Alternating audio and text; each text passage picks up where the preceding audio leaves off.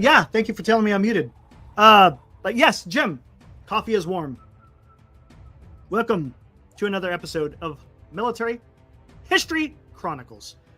I always forget to hit that damn mute button. What's up, Val? What's up, Mo? What's up, Jim? What's up, Joe? What's up, Aaron?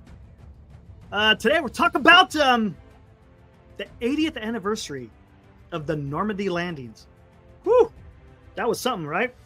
Yeah, we'll get into a little bit of history. We'll get into some of the other invasions that happened before Normandy, which was also known as Operation Overlord. Yeah, we'll just touch on that just to get a basis of what we're talking about when we get into in Normandy, and then we'll touch on some of the current event stuff as well as usual. But thanks for joining. I know it's been a while. Like I said, it's going to be a lot less from now until around September, but it's all good. You still could catch me on NorCal Sports Network, talking more sports there, of course. But also you can follow me on Twitter as well. Military History 23. I retweet. I don't tweet a whole lot of original stuff. I'll do some replies, but I retweet a lot of stuff, especially people who are in the know. I kind of like to put out information there that is somewhat, credible. I just don't like throwing out stuff that's just kind of weird sometimes. Granted, it's fun to read sometimes, but when I'm retweeting stuff, I like it to be legit. Anyways, yeah. Can you believe it? This June is going to be 80 years since the Normandy invasion. I mean, that is crazy. I remember hearing about it when I was a kid. You hear about it in school, and you hear your family members talk about it, and that was like what? Goodness, 40 years ago. And you didn't think it seemed somewhat, that didn't seem that long ago, but now we're talking 80 years, man. Time flies. And unfortunately, there's not very many veterans that are still alive today who partaked in that operation. And it wasn't just an American led. Well, it was American led, but it wasn't just Americans that are involved in it. The Canadians played a huge part in it. The British played a huge part in it. Not necessarily for the British as far as the landings, but they were a part. They had if I'm not mistaken, I think it was the 6th Airborne. They took Pegasus Bridge, which is a key bridge to be able to move eastward once the Allies established the bridgehead. So that was a bridge they had to keep because all the other bridges were going to be taken out. But yeah, we'll get into it. Anyone that has any questions, I'll try to answer them as best as I can. We'll use good old Google as our guide if we have to. But all right, let's get into this. Of course, June 6, 1944 was Operation Overlord, also known as the D-Day invasion. But before that, the United States had a couple of other invasions where they could kind of practice in taking Fortress Europe. Fortress Europe being the coast of France, because Germany established quite a bit of defensive fortifications on the beaches of France because they knew that there was going to eventually be an invasion of northern France to begin to attack the Germans on the European continent. But before that, 1942, you had Operation Torch, which was the American invasion of North Africa. That was actually quite. As a matter of fact, that's probably something we should be able to get into. Well, I don't know. By the time I shut it down, I don't know. We'll see. But Operation Torch was a unique operation because all the U.S. forces sailed from the United States. They went straight from the United States. What's up, Matt? Straight from the United States. They traversed the Atlantic, entered the Mediterranean, and then commenced their invasion of North Africa, which was fantastic. The United States had some growing pains because, of course, this is the first time I think, if I'm not mistaken, that the United States has ever conducted this type of operation. So there was a learning curve to get over, but they did it. They had a little bit of setback. They had some questionable leadership. Matter of fact, Eisenhower, of course, was part of that. It was instrumental in the planning of that invasion. He was part of all the damn invasions, pretty much. But yeah, that's how the United States cut their teeth in the European campaign as far as ground troops are concerned. We were still helping Britain. We're helping the Soviet Union with Lend-Lease. Of course, we had the Air Force, the Army Air Force, or I should say the Army Air Corps. What's up, Ron? Was also partaking in the skies over Europe. But as far as ground troops are concerned, North Africa was the proving ground. The next year, in 1943, Operation Avalanche, which was the invasion of Italy, that was a fiasco. That was not a good a good operation. A lot of people died on that one. Talking about Americans, they had some issues with that. But eventually, we were able to establish a bridgehead, and we were able to start advancing north along the peninsula of Italy, and get into that the southern front, if you will, into Europe. But the one that we're going to talk about today, of course, is Operation Overlord, which was the invasion of France. I don't want to say the invasion. The French landings of American troops, or I should say Allied troops. And boy, you want to talk about an operation that was in the planning for years. In years. I think Will's out there. If anyone wants to come in and join, I'll throw the link out there. I just was like I said, I'm not going to be doing as many as I did in the past. But yeah, I could throw the link out there for people if they want to join. But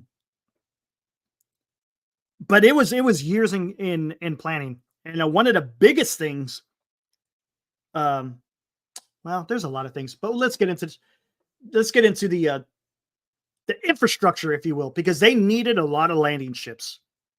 The Higgins boats, the LCSs, the LCTs, oh gosh, the LCIs. Again, those are all landing craft infantry, landing craft tanks, what was the S? I can't remember what the S was. Landing craft ship. I think those are a little bit bigger. Man, there were so many variety of different ships that were involved in the D-Day landings. I mean, I couldn't even name them all, but it was incredible. You could hear some of the accounts from the people who actually partaked in it. It was basically just a wall of ships from the southern UK all the way to the northern France. It was nothing but ships. I heard it was a sight to behold as far as the amount of equipment that was part of that landing. But there was also a lot of what do you want to call it? Misdirection. There were part of the plan. We'll get into a couple of things here. Is there was some diversionary stuff where the United States made it seem like General Patton was going to be partaking in this invasion. They had fake orders. They had a fake quote unquote army. What I mean by army, you had different sizes of units. Here your platoons, your battalions, your regiments, your divisions, your corps. And then above your corps, you had your army. Well, no. Yeah, above your corps, you had armies. And again, it's like an army would consist of, I think, 2 to 3 corps. Each corps had 2 to 3, or usually around 3 divisions, and then so on and so forth. But they had fake orders drawn up to make it seem like George Patton was going to be part of the invasion. They made it seem like it was going to be bigger than what it was going to be. What's up, Andrew? And another thing is they really had to hide on what part. Here, let's take a look real quick. They had to hide on where the Allies' invasion was going to be, for the simple fact that you don't want the Germans to know, hey, this is where we're going to be coming in, and then they can mass all their material, men, equipment. What say you? But the English Channel, is not that big as far as transporting such a huge force. Here, let's bring this up real quick. All right, so here we go. Got the English Channel here. The Germans thought the invasion was going to take place here at Calais. This is what they thought, again, because it's the shortest point between the southern UK and northern France. So that's that. This whole area was very built up. Not to say that none of these were. Le Havre, that one, I think that's how you say it, Le Havre. I think that was built up pretty good, again, because it had a major port. Same thing with Calais. But over in this area here, don't get me wrong, it was still formidable, but it wasn't quite as entrenched or as built up as the areas over in here. It's funny, General Rommel, he became part of the guy to oversee the German construction of all the German fortifications in this area. He played a huge part in trying to thwart any kind of ally invasion. The whole thing was, hey, what's up, rocks? But the whole thing was they wanted to throw the allies back into the sea. They wanted to get to the point to where if they tried to invade, they'd be stopped and then back into the sea they go. But back to the diversionary. So over here, it's funny because they had inflatable tanks, they had inflatable equipment to make it look like the United States was staging a bunch of equipment over here, even though it really wasn't, to fool the Germans. Even when was it? I can't remember when it was. You guys could do the research. You should be able to find it out there. They actually were dropping, and I think if I'm not mistaken, I think it was the night of the invasion. They actually dropped dummies on parachutes over near Calais, if I'm not mistaken, again to divert the Germans' attention of where the airborne was actually going to land. It's pretty incredible. They actually put little firecrackers in the back of them. They made it seem like this was where the Allies were going to land, was over near Calais, which is fantastic. So to an extent, it fooled them a little bit. And then, in the meantime, the actual invasion was taking place down over here in Normandy. I want to pull up a better map, but Luxembourg. Okay, the Pegasus Bridge would be way over here. So it basically encompassed everything from over here. Luxembourg, that's somewhere where me and my family, we visited. Look at that. That's beautiful. Matter of fact, we had a hotel that overlooked it. I mean, it literally across the street from the ocean. I should say the channel. But this was part of where Sword Beach was. You had Gold, Juno, Sword. If I'm not mistaken, I think it was right on the border of I think it was like Juno and then Sword. And I think it was right on the demarcation line. Over in this area over here, especially in Verville, Grand Camp Massey. Over here was Omaha Beach. And then over here on this part of the peninsula was Utah Beach. But before we even get there, the Army Air Force undertook what they call the transportation plan. What did the transportation plan consist of? Well, they wanted to bomb any type of railroad, roads, anything that would allow the Germans to rapidly be able to move men and equipment into Normandy to try to throw back the Allies' invasion. So if you take out their railroads, you take out their roads, well, then, you're going to prevent, any kind of reinforcements to come in and wreak havoc on the Allies. So that took place, goodness, I think that was, if I'm not mistaken, months. I'm not sure how long. Again, like I said, you guys could go take a look at it. I think, if I'm not mistaken, it was a couple of months. There was a little bit of pushback from the Army too.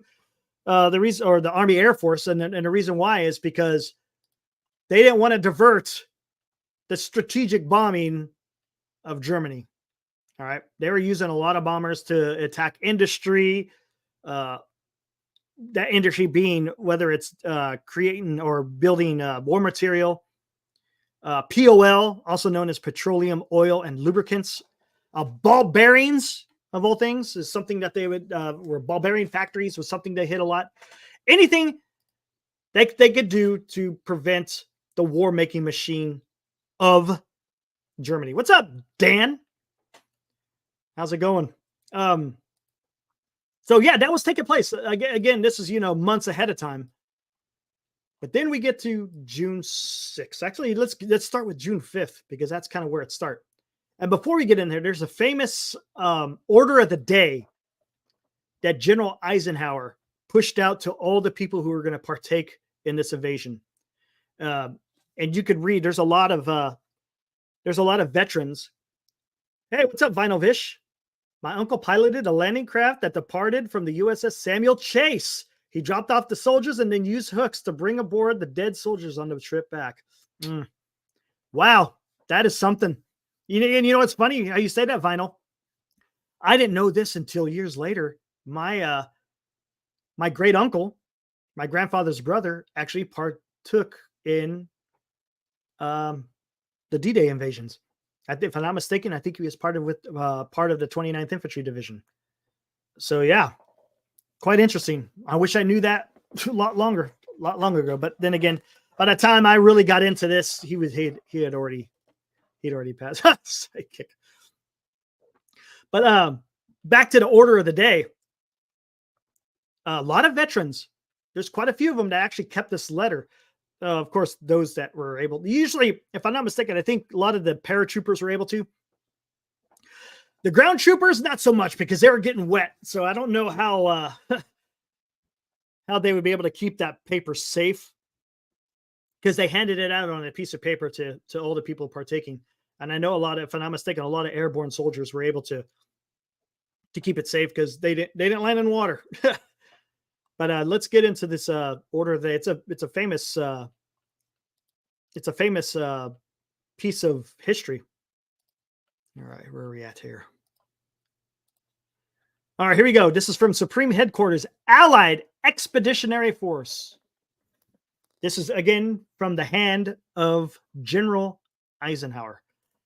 Soldiers, sailors, and airmen of the Allied Expeditionary Force, you are about to embark upon the great crusade toward which we have striven these many months. The eyes of the world are upon you. The hope and prayers of liberty-loving people everywhere march with you. In company with our brave allies and brothers in arms on the other fronts, you will bring about the destruction of the German war machine, the elimination of Nazi tyranny over the oppressed peoples of Europe, and security for ourselves in a free world. Your task will not be an easy one. Your enemy is well trained, well equipped, and battle hardened. He will fight savagely. But this is the year 1944. Much has happened since the Nazi triumphs of 1940 and 1941. The United Nations have inflicted upon the Germans great defeats in open battle, man to man. Our air offensive has seriously reduced their strength in the air and their capacity to wage war on the ground. Our home fronts have given us an overwhelming superiority in weapons and munitions of war, and placed at our disposal great reserves of trained fighting men. The tide has turned. The free men of the world are marching together in victory. I have full confidence in your courage, devotion to duty, and skill in battle. We will accept nothing less than full victory. Good luck, and let us beseech the blessings of Almighty God upon this great and noble undertaking. Man, love that stuff. Love reading that, man. Woo!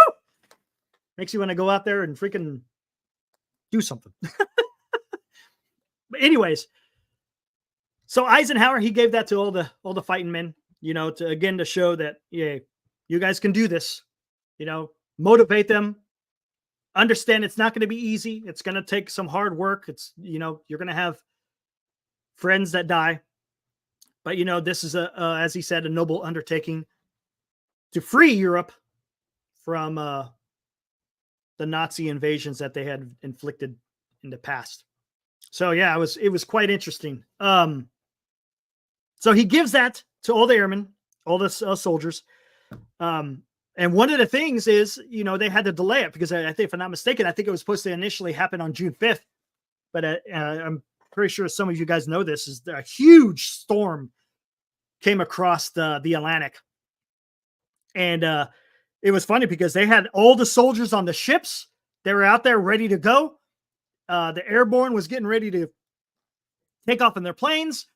And then they called it off. And that was a huge undertaking because they already had ships underway and they had to be able to tell them without the use of radio, because everything was under radio silence, which is another remarkable feat in this whole thing, is to try to do this without doing radio broadcast, because you can't tip off the Germans of what was happening. So they had to turn the ships around, redock them, offload. Actually, I think, did they offload them? I can't remember. I think some of them offloaded, some of them had to stay on the ship, waited to the next day, and then commenced. They commenced with the landing that actually happened on June 6th. So you had a little bit of Mother Nature that got involved there. But on the night of June 5th, the first part of it was the airborne dropping over here. We'll put the map back up.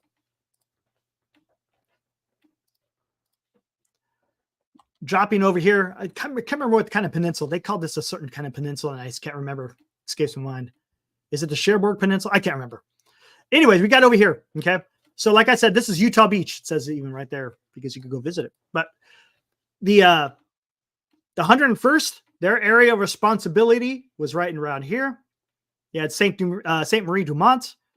For the 82nd Airborne, they were more up here, and they had Saint Marie Anglaise. That place is famous for, if you watched The Longest Day, where the paratrooper got stuck on the steeple of a of a church. As a matter of fact, they still have it up there as a mannequin. The guy actually survived, got shot in the foot. He played dead, but they shot him to make sure he was dead, but they shot him in the foot. He wound up surviving. But yeah, when they had to fly over here, I mean, the weather was horrendous. They still had to battle the weather.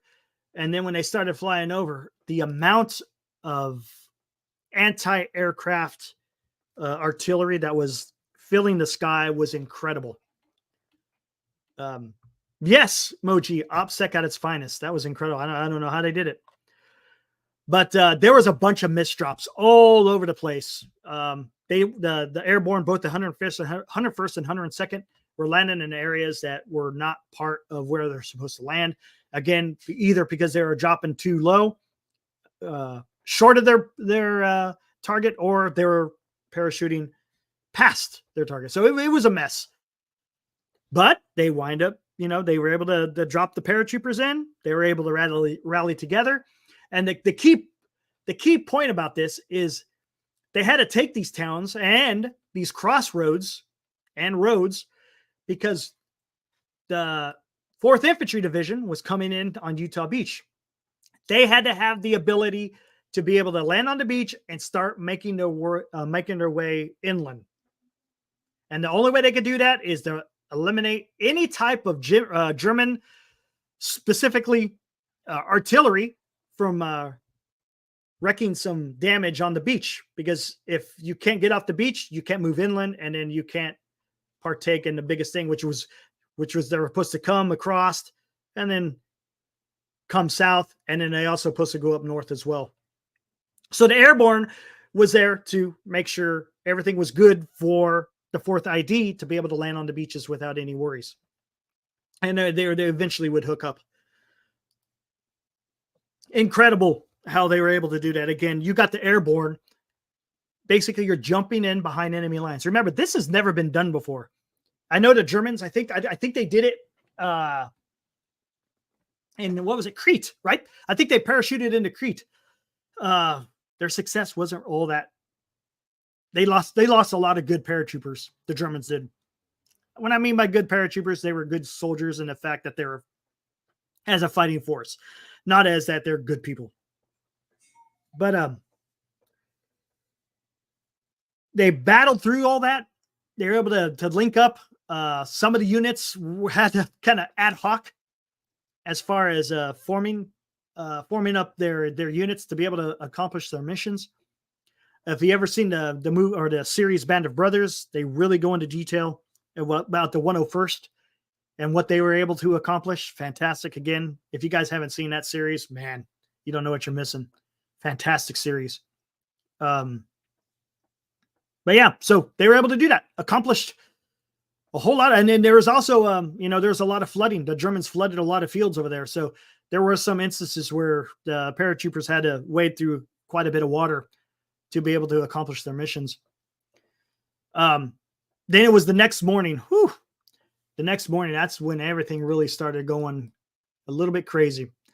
Of course, the most famous thing, of course, is over here in Omaha Beach. It was brutal on Omaha Beach. Not to say Utah also saw some significant fighting, of course. But Omaha Beach, whoo, boy. Here, let's see. Let's see. Oh, man. They might have, there's the cemetery. Here. I think if I hit it, we'll see it. This is Pointe du Hoc. Oh, there's so many different things that happened over here. You had the different entries. I'm trying to remember. There, let me look it up. I think the 29th Division was part of that. I know it was the 4th over there in Utah Beach. I want to make sure I get the right. Don't want to give misinformation.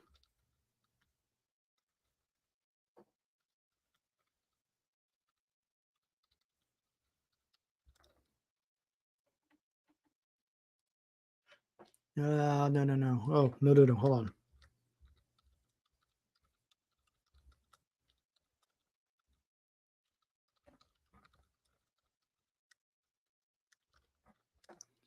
All right, here we go. That's what it was. Here we go. Hold on. Let's go.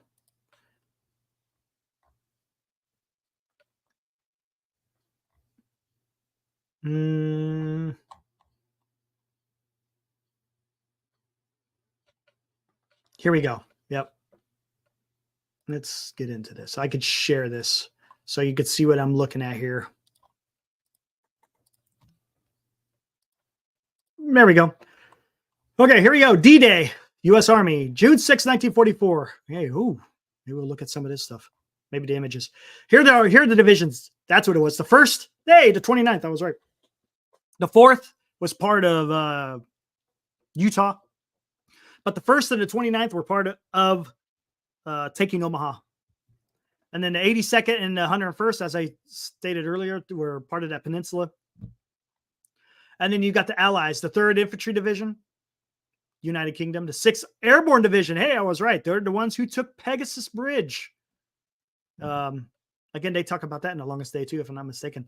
The 3rd Canadian Division, elements of the 79th Armor from the UK, and the 50th Infantry Division.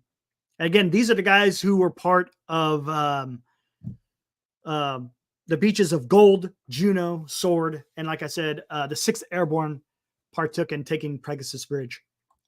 But here, let's take a look at some of these images. Oh, this is probably the most classic image right here.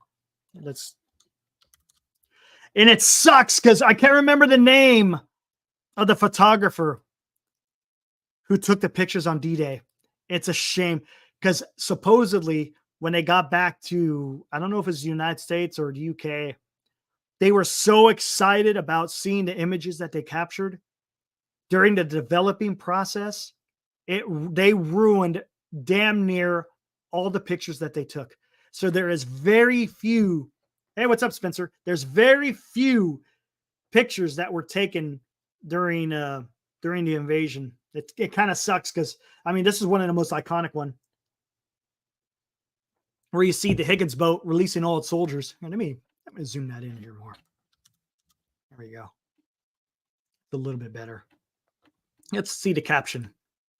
Assault landing, one of the first waves at Omaha. The Coast Guard captain identifies the unit as the Company E, 16th Infantry, 1st Infantry Division. That's incredible. That is incredible. Take a look at this, gentlemen. And I'll talk about this later because I was able to be able to go to Normandy. You had these bluffs in the back. You see those bluffs? Yeah, it's not exactly easy to get across this beach. So here you are. You got the Higgins boat dumping your soldiers over, right? They got to wade through all this water Look at the distance of the beach that you have to traverse to get to those bluffs. I mean, you want to talk about no man's land? I mean, to be able to go, man, oh man, I just could not imagine. I just could not imagine what it must have been like to come out of one of those Higgins boats and partake in that. Whew. A lot of open ground, and there's a lot of Germans sitting in those bluffs in fortified positions. Oh, here we go. General Eisenhower speaks and gives order of the day. Full victory, nothing else, to the 101st Airborne paratroopers. You can see their blackened faces. Talked about that with his order of the day. Here, actually, let me get rid of that. Close. This is what it would have looked like with a paratrooper jumping out. It's got the Thompson submachine gun. Look at the amount of gear that they put on these paratroopers. That was another thing you'll hear a lot about. The amount of weight that these paratroopers had to put on themselves was just incredible. And then have to jump out of a plane under hostile fire. Not easy. Here we go. What's the caption of this? Army Air Corps photographers documented D-Day beach traffic as photographed from the 9th Air Force bomber. Note the vehicle lanes leading away from the landing areas and landing craft left the ground by the tide. Yeah, you could see all these were left over here because you have to come in high tide, right? So then you're closer to quote unquote to the beach and the bluffs. If you come in low tide, that's just that much more beach that you have to traverse before you get to where you have to be. But you could see vehicles starting to come aboard. Another famous. Let's see what the caption is on this one. American assault troops in landing craft huddled behind the protective front of the craft as it nears the beachhead. Smoke in the background from the naval gunfire. Ooh, and here's another. Yeah, well, hold on. We'll get into that. Can't imagine what's going through those guys' head, man. Whew. Man, no smoking. There we go. These are the bigger ships. Let me guess. LCTs? These got to be LCTs. Hey, look at that. Landing craft tanks. Yeah, those are LCTs. Bigger boats, of course, because they're going to have tanks aboard so they could get ashore.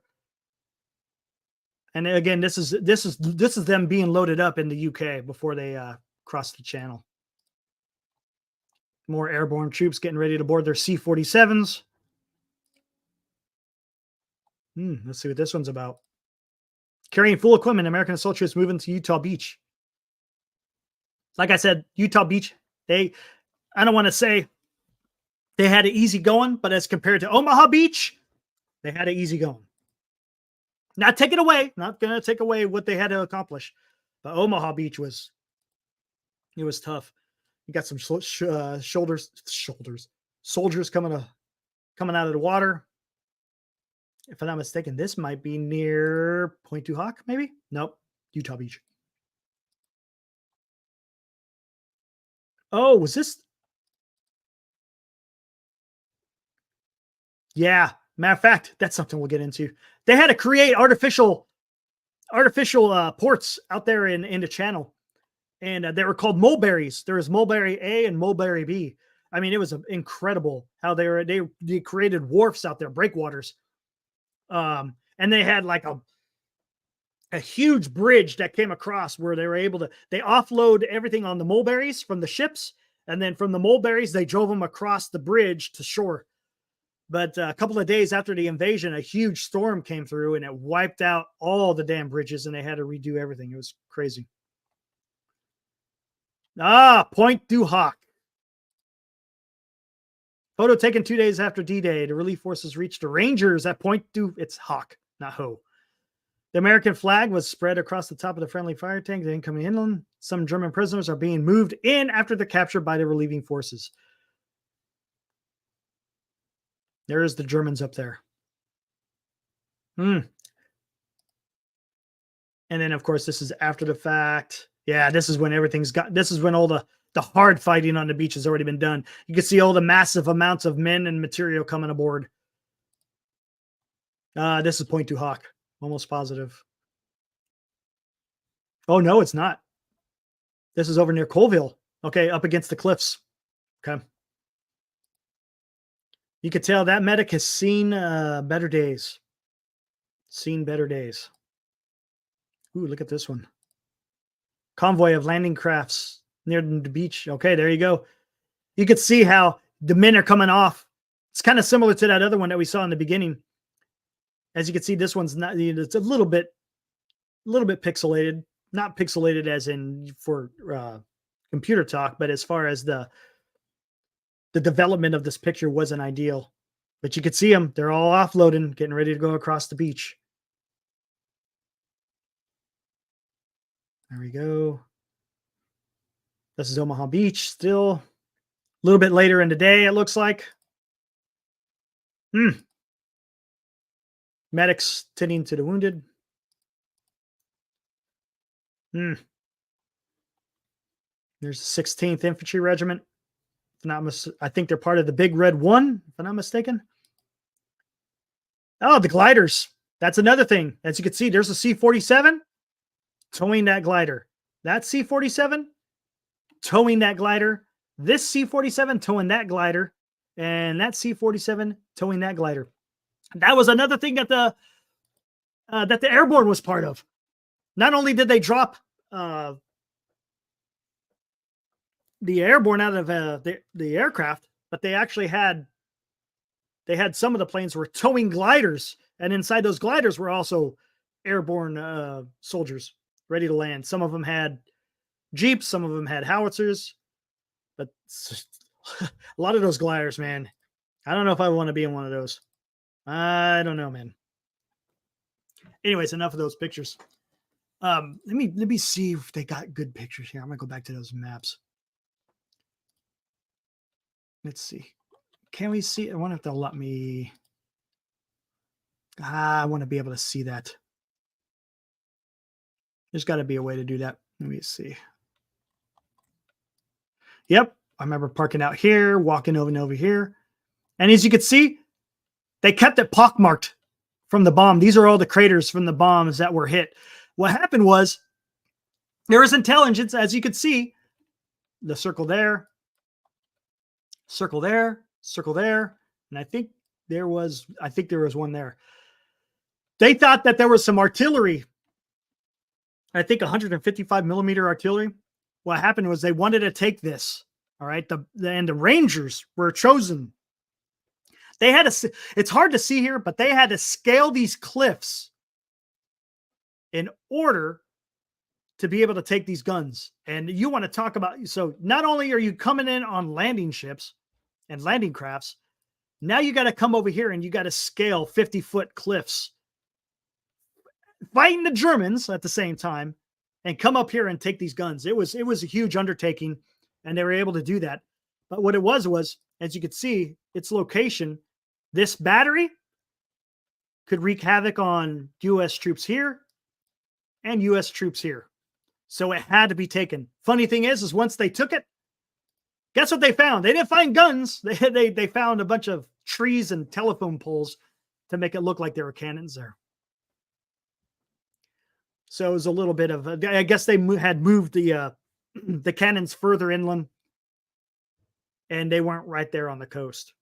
So it sucked. They had a lot of men that died trying to take those quote unquote guns, but they accomplished their mission. Let's see. Where's Grand Champ Massey? I saw that earlier. Grand Champ Massey. There it is. Maisie, actually. Where's it at? They found this. It wasn't that. Oh, here it is. The Maisie battery.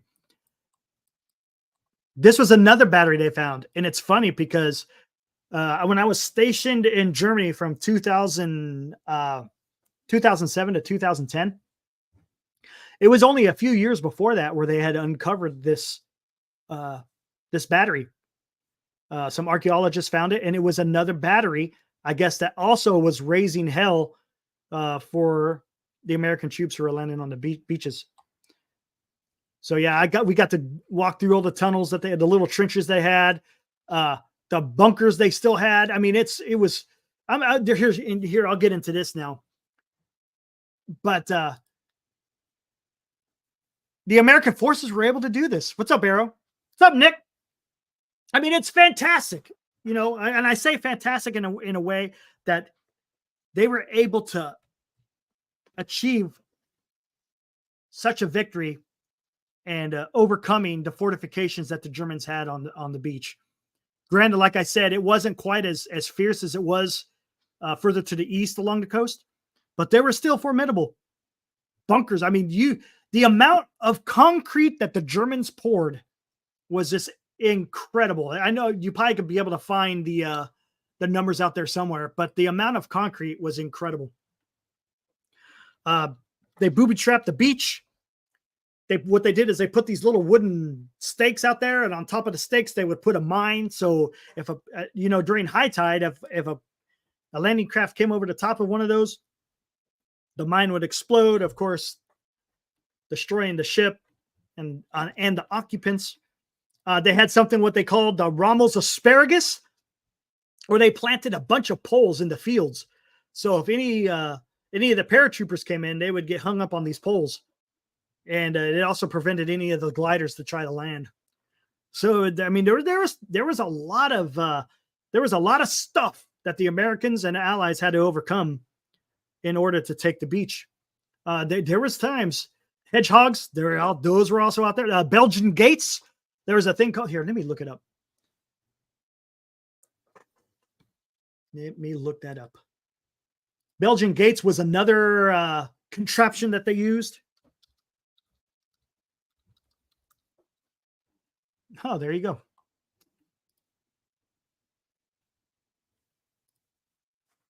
Oh, how do I do this? Can I see that without opening up? Hey, there we go. Here, let's get into this. Show this guy's webpage. Obstacles. Here we go. Toward the battlefields of Normandy, the obstacles. Here you go. These are the wooden planks I was talking about. The hedgehogs that Will's talking about are these little contraptions here. Those are hedgehogs. Again, preventing craft from landing. Here's where they're putting the wooden poles, and this is what I was talking about. They put the mine on top of them. So when it's high tide, the water's over the top of this. Ship comes over, kaboom. And then some more where they use wooden stakes to prevent ships from coming in. I'm pretty sure these are publicity photos from, Erwin Rommel, also known as the Desert Fox. But during this period, he was helping fortify France's defenses against the Allied invasion. There's Rommel again. There you go in real time. This is what they look like. Tetrahydras. That's in Fairville. That's over by Omaha. Here's the hedgehog. Here's a Belgian gate. This is what I was talking about. Belgian gates. Yeah, you're not going to get through that. Not going to get through that. But this is just some of the fortifications that the dragon's teeth that the Germans used. Here's some more of this. I don't know what the heck those are called. Heck, come from the Hinder his. There is a glider. Looks like it was destroyed. And again, this is probably part of, there it is. Rommel's asparagus. That's what they called it. Ramen spargle.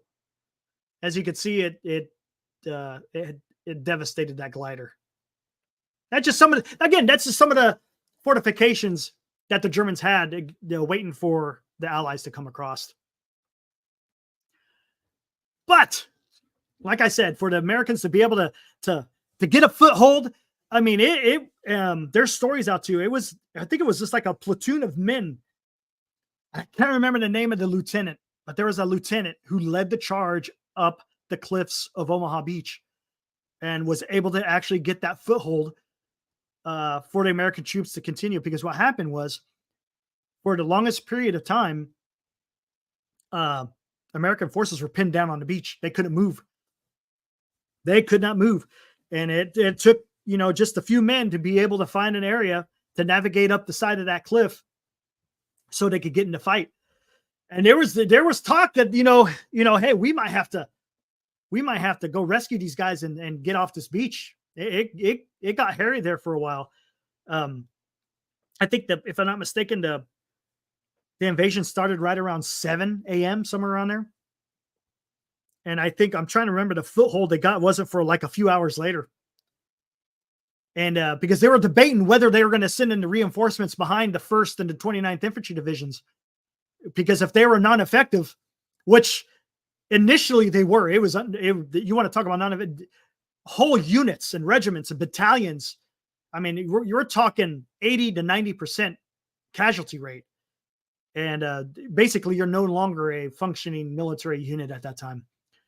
And for them to be able to overcome that stuff and take that beach is just absolutely incredible. And I think it's something that we should remember. It was the time, it was the death knell for the Germans, right? As soon as we got that foothold in France, the gig was up. You know, don't get me wrong, there was still a lot of hard fighting that took place after that. But, you know, we're talking June 6th, 1944, and less than a year later, the war was over. In Europe, I think, if I'm not mistaken, it was in April of 1945. So there you go. Less than a year later, and the war's done. So it's something I think we should remember. Again, remember, there's very few of survivors, living survivors of D-Day, and I think that should be remembered. If you ever get a chance to visit Normandy, I would do it. That was just absolutely incredible. Absolutely incredible. I had a chance being stationed in Germany. It afforded us so many opportunities to go visit all over Europe. And we were able to visit Normandy twice. I had to go back twice. I mean, we went for a week each, both times. It's really hard to take in all those places to see in just 1 week. But it's fascinating just to see. I mean, some of that stuff is kind of redundant, but what I like to see is when you look at it with your own eyes and you see the topography of what had to be done, the fighting ground that they had to fight on. Granted, a lot of it has changed. The hedgerows, they're pretty much all gone now, so you don't see a lot of the hedgerows. But you can kind of just get the lay of the land to see how those battles transpired, and it really gives you a sense of like, wow, that is something. Like I said, we stayed in Luc Sommer, and it was fantastic. Oh, do I still have that map? I think I do. Yep. Let me back out. Okay. Where was it? Luc Sommer. Too far over. Right here. Okay. This is where, hey, how am I even be able to find the hotel we stayed at? Where the heck is it at? This is it right here. Thermes. Yep. That's the one we stayed at right here. Matter of fact, our hotel room was on this side. And then right across the street is the beach. It was absolutely fantastic. But what I was going to say is this road, the D514, it goes all along the beach. All along the beach. I mean, and then as you're driving further west, you could stop at different locations and see just the different sites. Let's see. Oh, you know what? They can't see. Oh man, you can't see the mulberry. The mulberries are still out here. The fake or the not the fake. Oh, here's a little bit. There you go. These are the remnants of the mulberries, the artificial wharf that they created so they could get all the equipment from the ships that were coming across the channel. And then they came across to be able to land on the beach to move further into France. But yeah, you could see those. And like I said, you just could follow it all the way down. It's absolutely awesome. And like I said, you could go all the way over here. I mean, like I said, there's so many things. So you could go to Bayeux, I think it is. Over here in Caen, there's an awesome World War II museum over here. Where's it at? It's got more than just World War II stuff. Where is it at? I can't remember the name of it. When I see the name, I will remember. Where is it at? That's a hospital. Damn, I can't remember what it was. There it is. Memorial. Yeah, that's it. It's an awesome memorial. I got a lot of stuff in there. But again, if you guys ever get a chance, there's so much. And then you could, you could spend a week over here along the different beaches with Omaha, Gold, Juneau, Sword. And then you could come over here to Utah Beach. And then also you got all the airborne stuff. There's an airborne museum over here. I mean, you could go see all the different cities. And it's amazing because you see these villages or cities, and it's almost like you're going back in time. It's incredible. Granted, a lot of it had to be rebuilt after the war because a lot of these damn cities got devastated, and not by the Germans, by us, by bombing. St. Lo, that city was leveled. I mean, there are so many different. The Falaise you could get into the Falaise Gap. Well, that's later on during World War II. But there you go. Trying to think if there's anything else. That's pretty much it. Did you ever? Yes, we did go visit Paris. Didn't see a lot of the city. We saw bits and pieces. My daughter was little, so we went to Paris Disneyland, which was cool. But we were able to go to the Eiffel Tower. We went inside Notre Dame. Beautiful. Oh my gosh. All the cathedrals in Europe. You want to talk about some amazing architecture? Oh, the stained glass. And that's one thing I'm glad when Notre Dame unfortunately burnt up.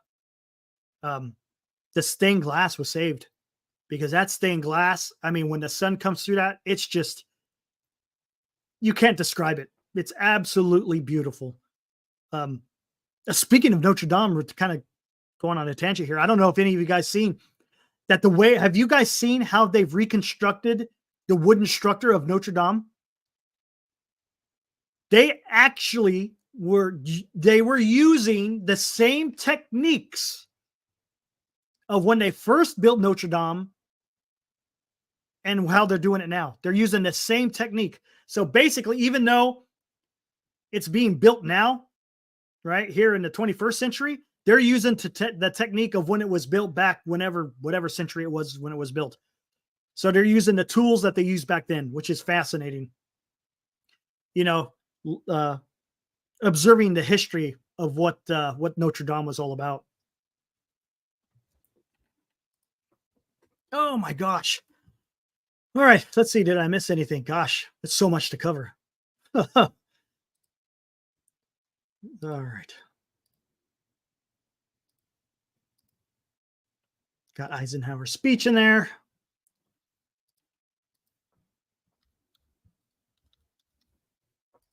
Let's see what we got.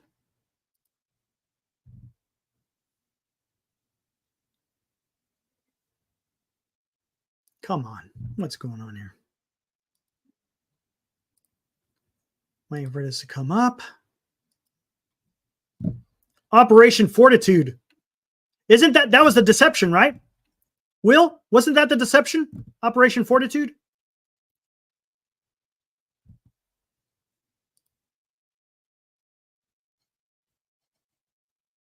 Let's see what we got in here real quick.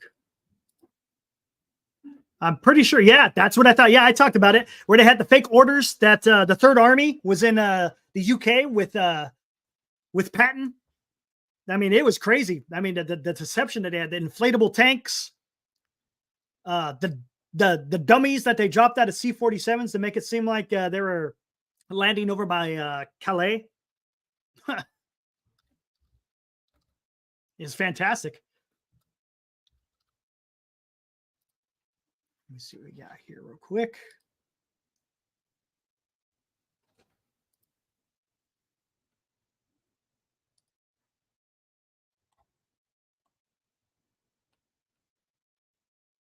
All right.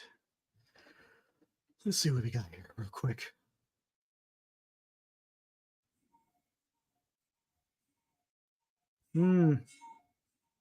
American Battlefield Trust. Yeah, they've been covering The Overland campaign. If you guys want to check out American Battlefield Trust on YouTube, yeah, they've been doing a lot. I mean, they got like about a dozen videos talking about the 160th anniversary of the Overland campaign. It's basically when Grant took over. I shouldn't say took over the Army of the Potomac because it was still General Meade's army, but he was the general of the army. So he was traveling with Meade, and it talked about their march towards Richmond. You know, you had the Battle of the Wilderness, Spotsylvania, North Anna, the Siege of Petersburg. I mean, there's a whole bunch of different ones. So check out American Battlefield Trust. Oh, there's another thing too, guys. Check out Hoover Institution. And I think, Will, you'll like this. They got into counterfactuals today in today's episode. Basically, what ifs.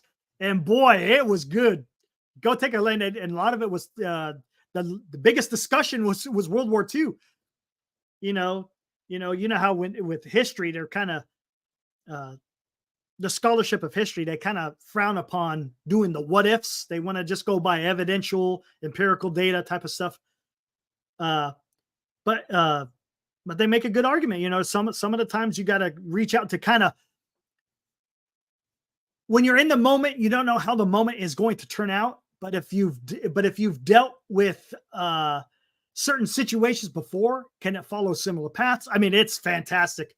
Go check out Hoover Institution, Goodfellows. It's a really good episode. I still got about 20, 25 minutes left to watch on that, but it's great. The great historian, Stephen Kotkin is in it. So it's really good. Really good.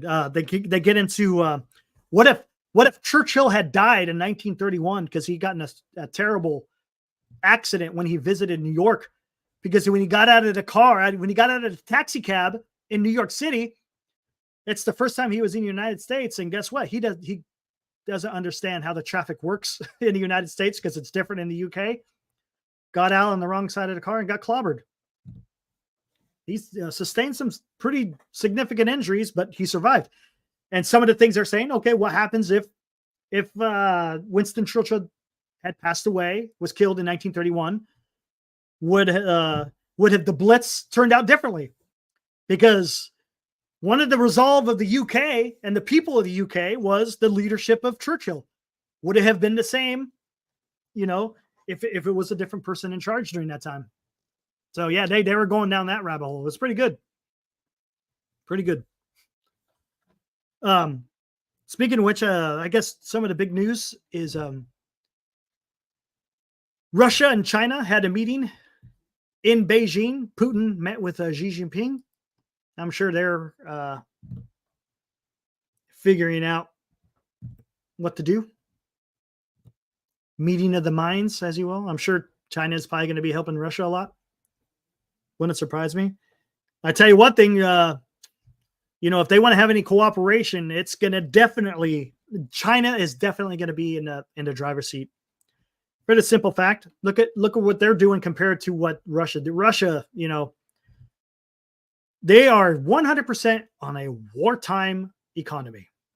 That is all that they are producing in Russia. There is nothing. The only thing that Russia is producing these days is military equipment and gas and oil. That is it. There is nothing else being made in Russia right now. It's going to be interesting, and I'm sure they're going to have some type of deals worked out to where China will help Russia in some type of fashion. But again, China is going to be in the driver's seat.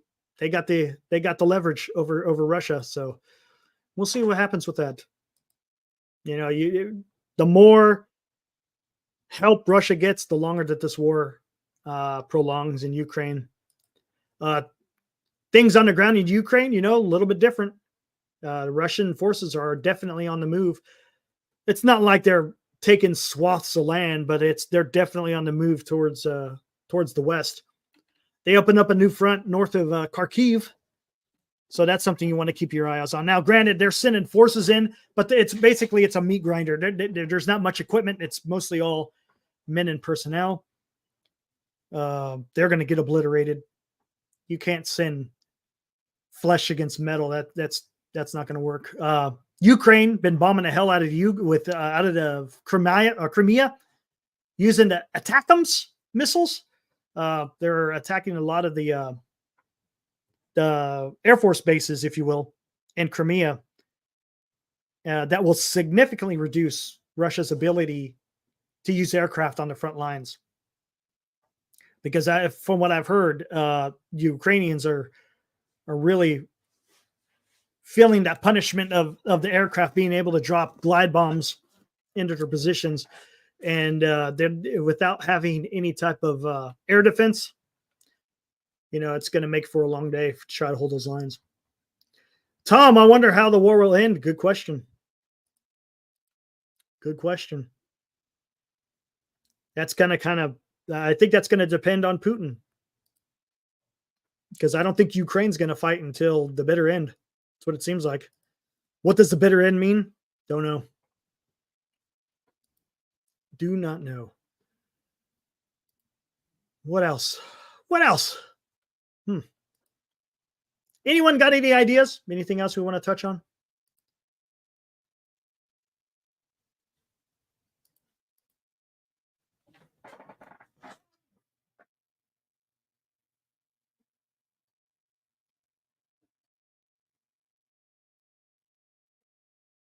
Let me see what I got here. There you go, Ellie Dela Cruz, man. It's about time you woke up. Holy crap, buddy. Whoo! Cincinnati beating the Dodgers. Ellie got on base 3 times. 3 hits. 3 hits with 4 steals. Holy criminy. I like it. Yeah, Israel. Well, I don't know. Is it quiet in Israel? Seems like they're kind of doing some probing attacks in Rafah. That's a whole mess. That's a whole mess.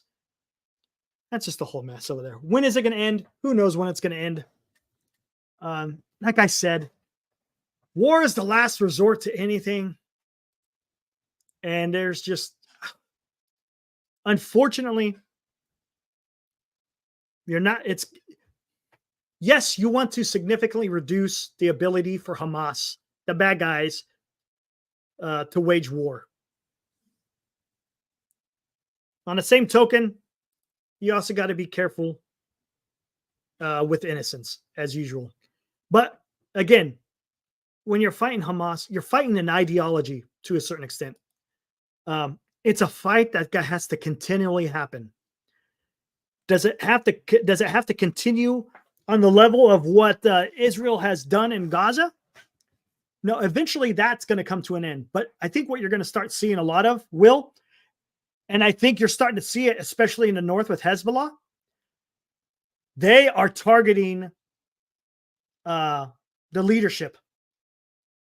All I know is if you're a Hamas or a Hezbollah leader, you better find a good disguise or figure out a way where Israel doesn't find out you're driving in a car, because they are nailing these guys.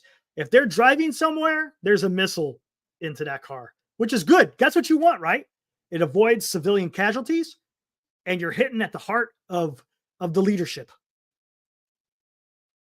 Yes, Tom. Yes, it is absolutely crazy how history keeps repeating itself in the world. It's absolutely, you're correct. And that's why I think it's important for people to understand history and to read about it. Because it can and it will not necessarily repeat itself technically, but you could see similar things happen. And if you have a basis of, hey, this has worked before, this hasn't worked before, you could come to some better decision making.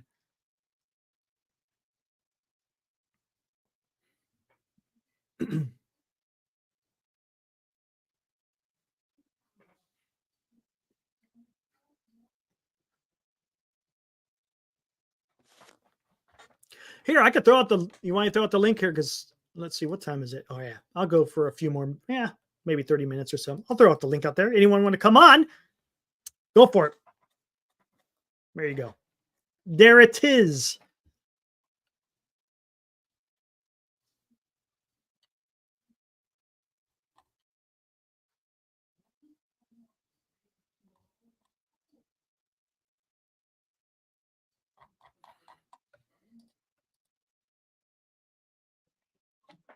Oh God, yeah, the protests. Yeah, and here's the thing with the protest. We're the United States of America, right? We could protest. I'm not against protesting. You want to protest something? Go for it.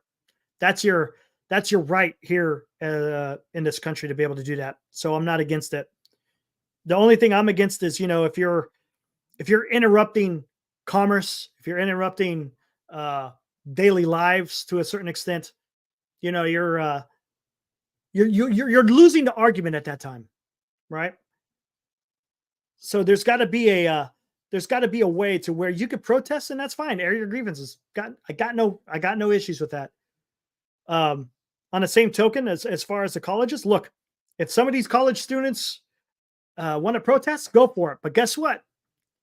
If it comes time to grade time and you've missed assignments or tests or finals and you fail, well, that's the repercussions you take. You could either worry about your future and getting your degree, or you can partake in protests. That's up to you. It's your choice. That's the thing in this country. You have a choice, but just know that there are consequences for your choices as well. What is intifada? That's a holy war. That is a holy war.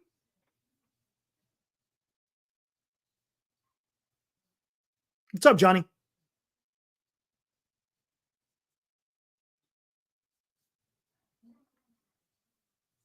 Yeah, it's jihad. Yeah, same thing. Intifada. Jihad. As a matter of fact, if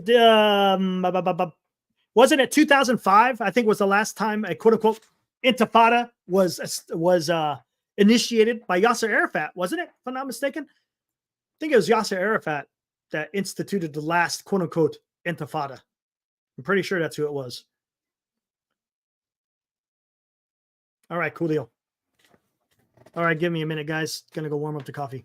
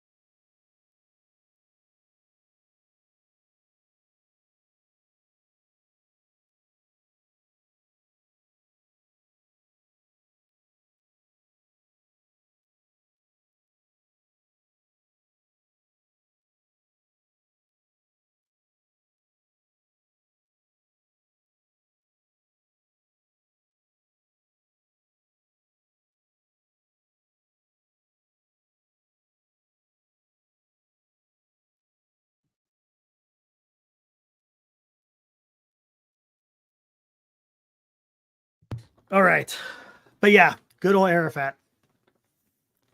Let's see what else is going on.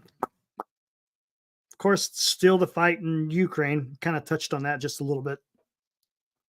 Um, Gosh, I don't know. Help me out, chat. What do you guys want to talk about, man?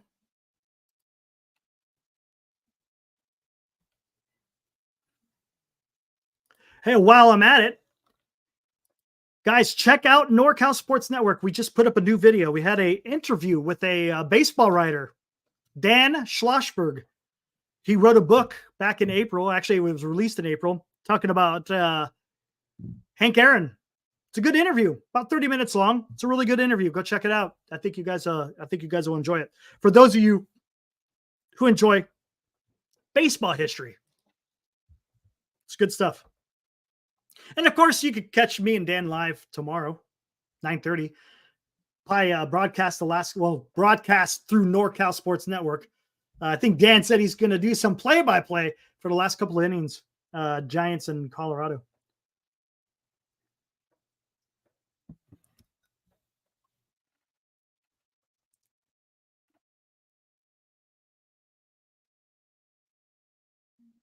That's a mouthful. I don't know if he actually said he was a home run king. I don't think he actually said that, if I'm not mistaken. I could be wrong, but I don't remember catching that.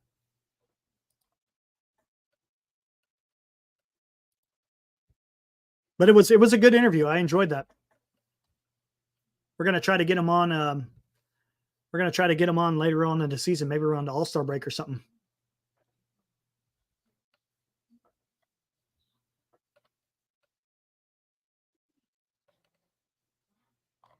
Oh, you didn't know? Yeah, Jackie Robinson. Yeah, he was a Republican. Yep, sure was. Shouldn't make a difference about. I mean, whatever party you follow, it shouldn't. That shouldn't be what describes you as a man, though, right? I mean, you can lean whatever way you want. And back then, Republicans and Democrats, a little bit different than the way they are today. I mean, if you think about it in the history of politics, all the parties have changed over time.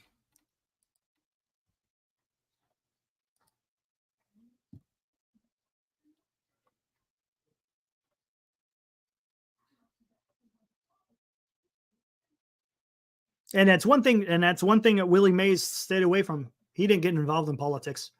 And I can respect that. All he wanted to do, he just wanted to focus on playing baseball. Thanks, Marquette. I appreciate it. He just wanted to play baseball. He didn't want to get involved in politics or anything like that. He just wanted to play ball. And I get it. Yes, Tom. I got him in fantasy too. So, yes, I'm happy. Very happy.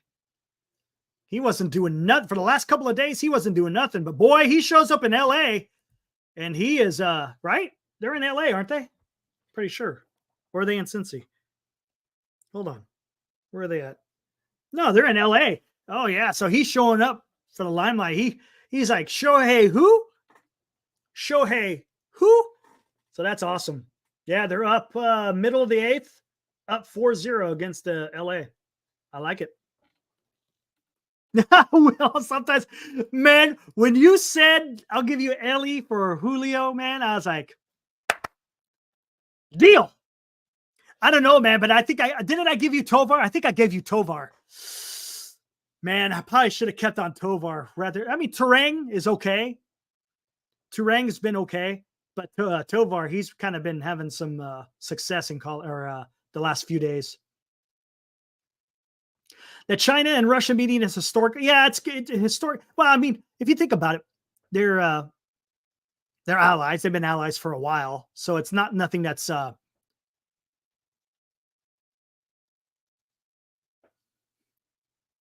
This is Rocky's win streak ends tomorrow.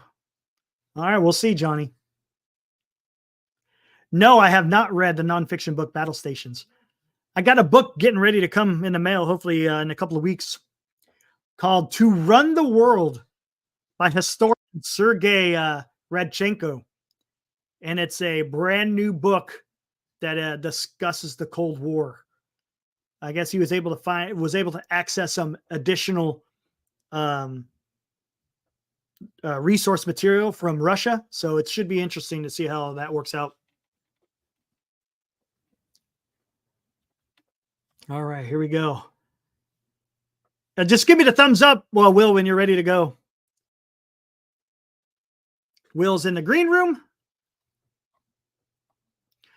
Let's see, but anyways, back to the China-Russia meet. Yeah, I mean they're going to meet often. You got to think about it. They're both communist countries, but you know what? There's a lot of history between those two during the Cold War. So I want to read this book. I can't wait. It's supposed to be huge, like 800 pages or something like that. And like I said, he was able to get into sources that hasn't been used before. Looking forward to that. I guess a lot of it's going to have some China stuff in there as well. It's a Cold War. Everybody's involved. All right, with that, let's bring in Will. What's up, Will? Yo, what's cracking, man? Oh, things in Arizona. It's beautiful out here. I got the window wide open right now. Oh man, you can't see me for anything. Oh, you're cool. Backlit. You're backlit a little bit because of the light behind you. Yeah, it's dark in here, man. Like I just got this one light, the kitchen light, and the little thing over the mantle here in the fireplace. Oh, nice. Yeah, it's pretty nice, man. I'm loving it out here. But yeah, dude, freaking. All right, we going back to Russia? Here we go. We could go wherever here. I'm just going to put this up here, talking about the book that I'm waiting for in the mail. Oh, okay. There you go. Again, by Sergei Radchenko, To Run the World, the Kremlin's Cold War Bid for Global Power. Oh, man, if you couple that with the KGB book, you would be pretty damn expertish on Russian policy. So here we go. What would it feel like to run the world? The Soviet rulers spent the Cold War trying desperately to find out. In this new panoramic history on the conflict that defined the post-war era, Sergei Radchenko provides an unprecedented deep dive into the psychology of the Kremlin's decision-making. He reveals how the Soviet struggle with the United States and China reflected its irreconcilable ambitions as a self-proclaimed superpower and the leader of a global revolution. This tension drove Soviet policies from Stalin's post-war scramble for territory to Khrushchev's reckless overseas adventurism and nuclear brinkmanship, Brezhnev's jockeying for influence in the Third World, and Gorbachev's failed attempts to reinvent Moscow's claims to greatness. Perennial insecurities, delusions of grandeur, and desire for recognition propelled Moscow on a headlong quest for global power with dire consequences and painful legacies that continue to shape our world. So yeah, it's going to be a good one. Yeah, this guy's supposed to be really good, an excellent historian on Soviet and Cold War history. Well, I mean, the Soviets are the masters of playing the long play. I mean, if you want to learn politics, that's a really good. Yeah, that's probably the best thing to study right there. And it's funny. He says some of the sources he was able to find is a little bit different than American sources, because I guess Soviets would dictate he's got a lot of this stuff of memorandums of what the leaders were just dictating, and they always had a person around always writing down whatever they're saying. Yeah. So it's fantastic. Like he said, he gets into the psychology of what some of these leaders were trying to accomplish during their rule. Let me see if I can. So yeah, I'm definitely looking forward to that. Matter of fact, he was on a Hoover Institution roundtable. He was discussing his book. I was in a Zoom con. They actually asked my question. I was the only Zoom guy that had a question in, and they asked the question. Stephen Kotkin asked the question of Sergei Radchenko, and yeah, it was funny because that's cool. I made them chuckle because I was asking them, do you see similarities between Khrushchev and Trump as far as their irrationalities? And they all had a laugh about that. They actually had a laugh about that. I smell you stepping in. Right, because Khrushchev was kind of a wild man. You didn't know what he was going to do. Which is why he was so hard to predict. That's why we didn't know how to respond to him. It's similar to Trump. Right. Yeah, exactly. Cool. Yeah, that's cool. They got a laugh out of that, and they, I wasn't trying to be like a quote unquote Trumpy. I was just asking a question, comparing leaders during the Cold War compared to leaders today. Exactly. I think that if Trump were in Russia at that time, we would have treated him similar to what we did to Khrushchev. Yeah, 100%. Yep. Not allow him to go to freaking Disneyland. Oh, no, He got pissed about that, man. Yeah. Khrushchev got pissed that he wasn't able to go to Disneyland. He wants to experience America, man. Exactly. Man, I want. So how are things in Arizona? Oh, that's beautiful out here, dude. Like, oh man, I should have. So are you kind of like are you at a higher altitude? Is that where you're at? Yeah, I'm around 3,000 feet. I'm about 12 miles. Wow. Yeah, I'm about 12 miles north of Tucson. I'm in a town called Oro Valley. It's kind of like the Marin County of Arizona. And man, so think about this for a second, guys. So again, the median income here is pretty high. It's a little bit over 92,000. But I cut my bills in half by already $1,300 by moving here a month. No kidding. And I live on a golf course. Oh, no kidding. I got the third hole right here and the 16 over there. There's another hole back here and then a mountain. There's a Push Peaks right over here. You can walk in there and go Sasquatch. Is it the Oro Valley Country Club? I'm in El Conquistador Golf Villas. Oh, there you are. You're way out that way. Okay, I see where you're at. Yeah. That's weird. Yeah, they got houses all along the golf course. Look at that. Yeah, it's cool, man. It's beautiful out here. Look at that. Oh, dude, Jim, like this is fat kid paradise, man. I'm trying to lose weight, but I got a damn In-N-Out burger over here, a freaking Culver's, a Whataburger. Oh, you ain't done. That ain't happening, man. I ain't losing shit, man. What about Mexican food? You finding any Mexican food? Oh, they got this little place called Goyitas out here. So that's the thing. So the Mexican food out here is different than what you find in California. I think if you want to find something closer to California Mexican food, you probably got to go to Phoenix. Yeah. But out here they do the Sonoran and the New Mexico style. And Sonoran's I'm not a huge fan of it, but the New Mexico stuff is pretty close to California. It's really good. I'll get my Christmas enchiladas. They do the red and white and the green sauce. And, wow. It's pretty cool, man. Yeah, this little place called Goyitas. I live just down the road from it. I could walk there, but it's 1,000,000 degrees during the daytime. So yeah, I was just gonna say, you're getting into that time of the year where it's like, oh boy. Yeah, should be hitting monsoon season here pretty soon. Actually, I remember that next month. It's crazy because you got all these huge, and Arizona is the only place where I actually seen green lightning. I don't know what it is. When it strikes the ground, it turns green. It's always like a green hue. I've been in kind of those storms before when I was in Texas doing my training as a medic. And the lightning storms would come in and they would just dump a bunch of rain on your head, and then it would go away, and then they come back again. Say, hey, What the hell's going on? Twice when I was stationed at Luke. I'm trying to remember what yours was. I think it was 96, and then later, and then in the summer of 97, I think. Yeah.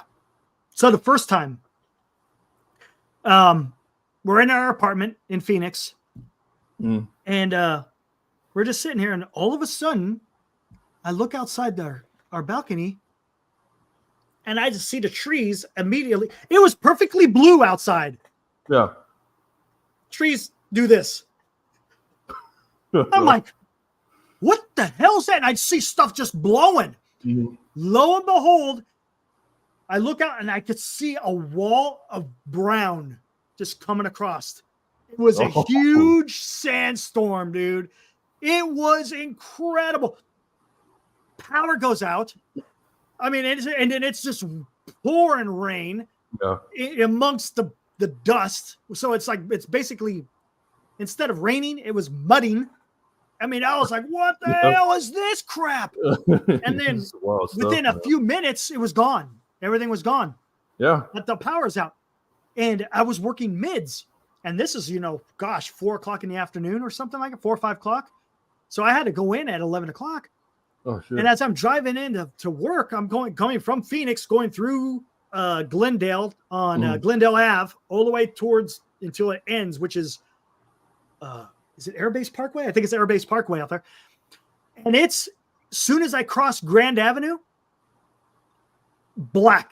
All the power was out. So all the houses, all the businesses, it was like, I was like, man, is this like war or something? I mean, it was completely black. Even with your headlights, with no street lights, it was just really weird. Dude, so I get to the base, and the base was just devastated. Hangar doors are still wide open. Cockpit are still. They had to replace like almost 100 engines in the F-16s because they had sandbars inside of them. Oh my God. They didn't have enough time because it hit so fast that they couldn't do. And the base was out of power for days. It was incredible, man. I'll tell you what. Go ahead. Oh well, I'll just say, I don't do any night driving around here at all. I can't see at night.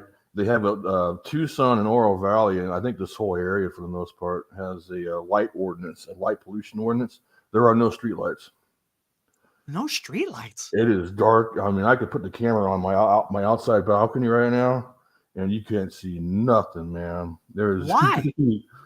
I don't know, man. I went out. Isn't that a safety issue though? Isn't that the whole purpose of streetlights? I would think so. And, well, dude, these guys on motorcycles get taken out every damn day around here. I live on one of the major boulders right here in La Canada, but yeah, dude, it's dark, and the eerie part is it's this area is more like in like a. It's not really. It's a laid out city, so there's a lot of wildlife. There's you can hear it moving around at night, and it's a little creepy, man. Wow! Here, let me look at this. We get coyotes like crazy, man. They were loud as hell last night. Let me see if I can. Out there? Let me see if I could do this. Here's Luke Air Force Base. Okay, let me drop this over here. See if I could see it better. This would be the best. I'll way over here, north of the base. Okay, there we go. Yeah, there we go. Okay. Here, let me show this. This is another instance. This is almost identically a year later. Okay. This is on Northern Ave. I'm looking southeast. Okay. Oh, nice.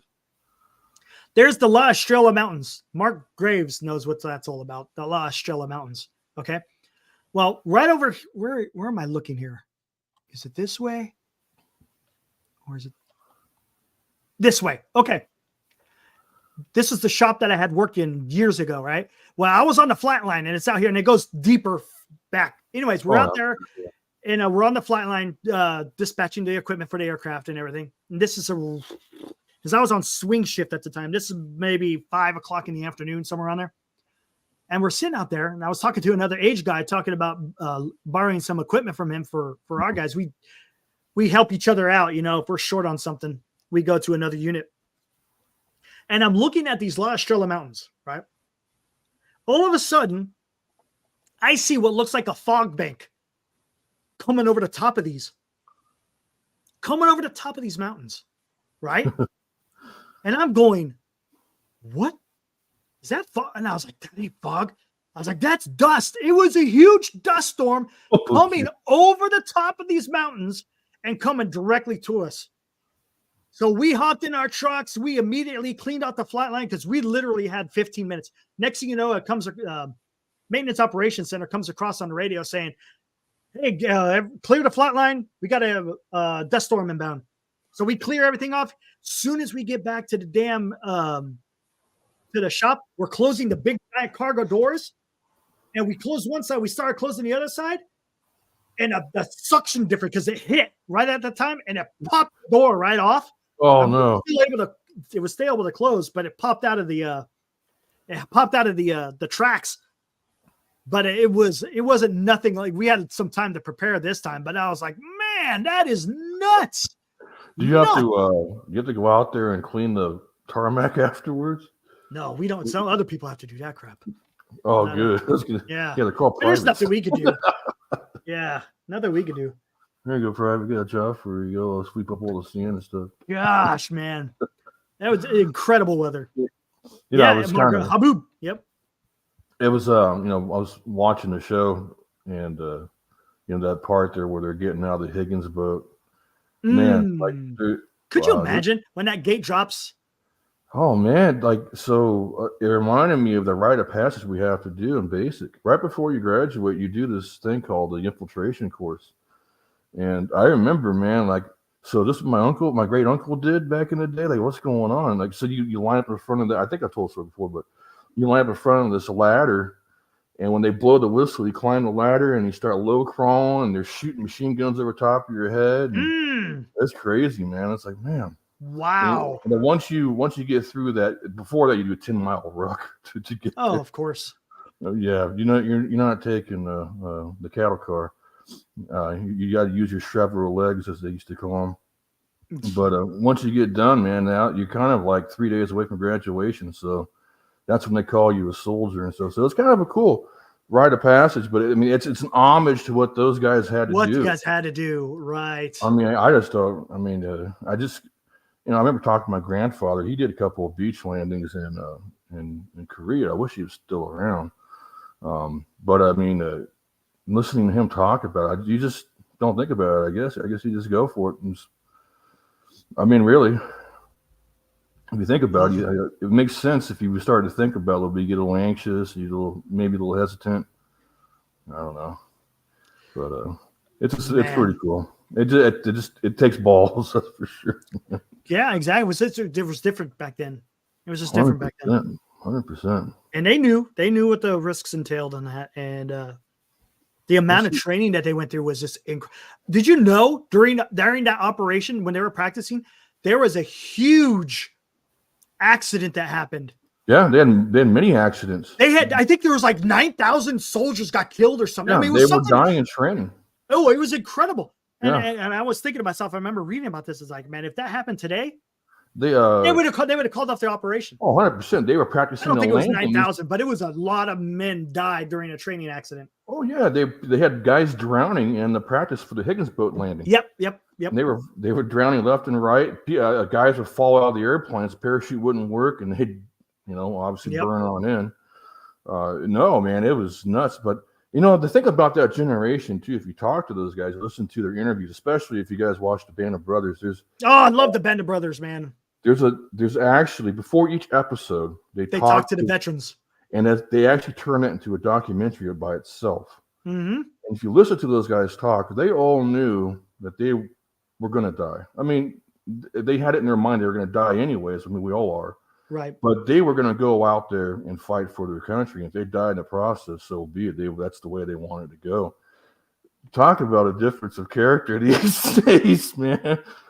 I mean, that's just, I think there is still some of that. The problem is there's still some of that, of course. Yes. You got to if you follow the people on Twitter, that doesn't give you a good representation of your society. Not at all, man. It's anytime you have any kind of mass access social media, you'll get the loudest people are always the dumbest ones. And you know what's so sad? It could be such a great place to just bump things off people. Well, have a great discussion. Well, I mean, my God, I don't like your opinion. Perfect. Thank you. Perfect example. What the Perfect example. Oh, baseball. Yeah. How in the hell can you start getting sideways when you're talking about baseball? Look, I get it. People have different ideas of what they think their team should do. Okay, it's like if that's it, okay, that's good. But to sit there and say, if you come out with an idea and then immediately they come out and just personally attack you for just because you have an idea and a thought, it's like, is something wrong with you, man?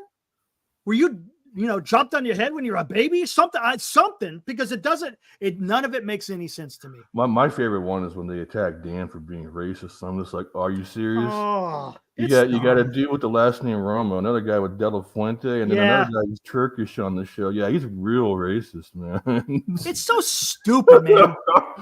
It's so stupid. It's, you know why? Because instead of just, and I'm not even saying owning that you're wrong, instead of just saying, you know what, I could see where you're coming from, and maybe you have a better idea than me, it's immediately you're a racist.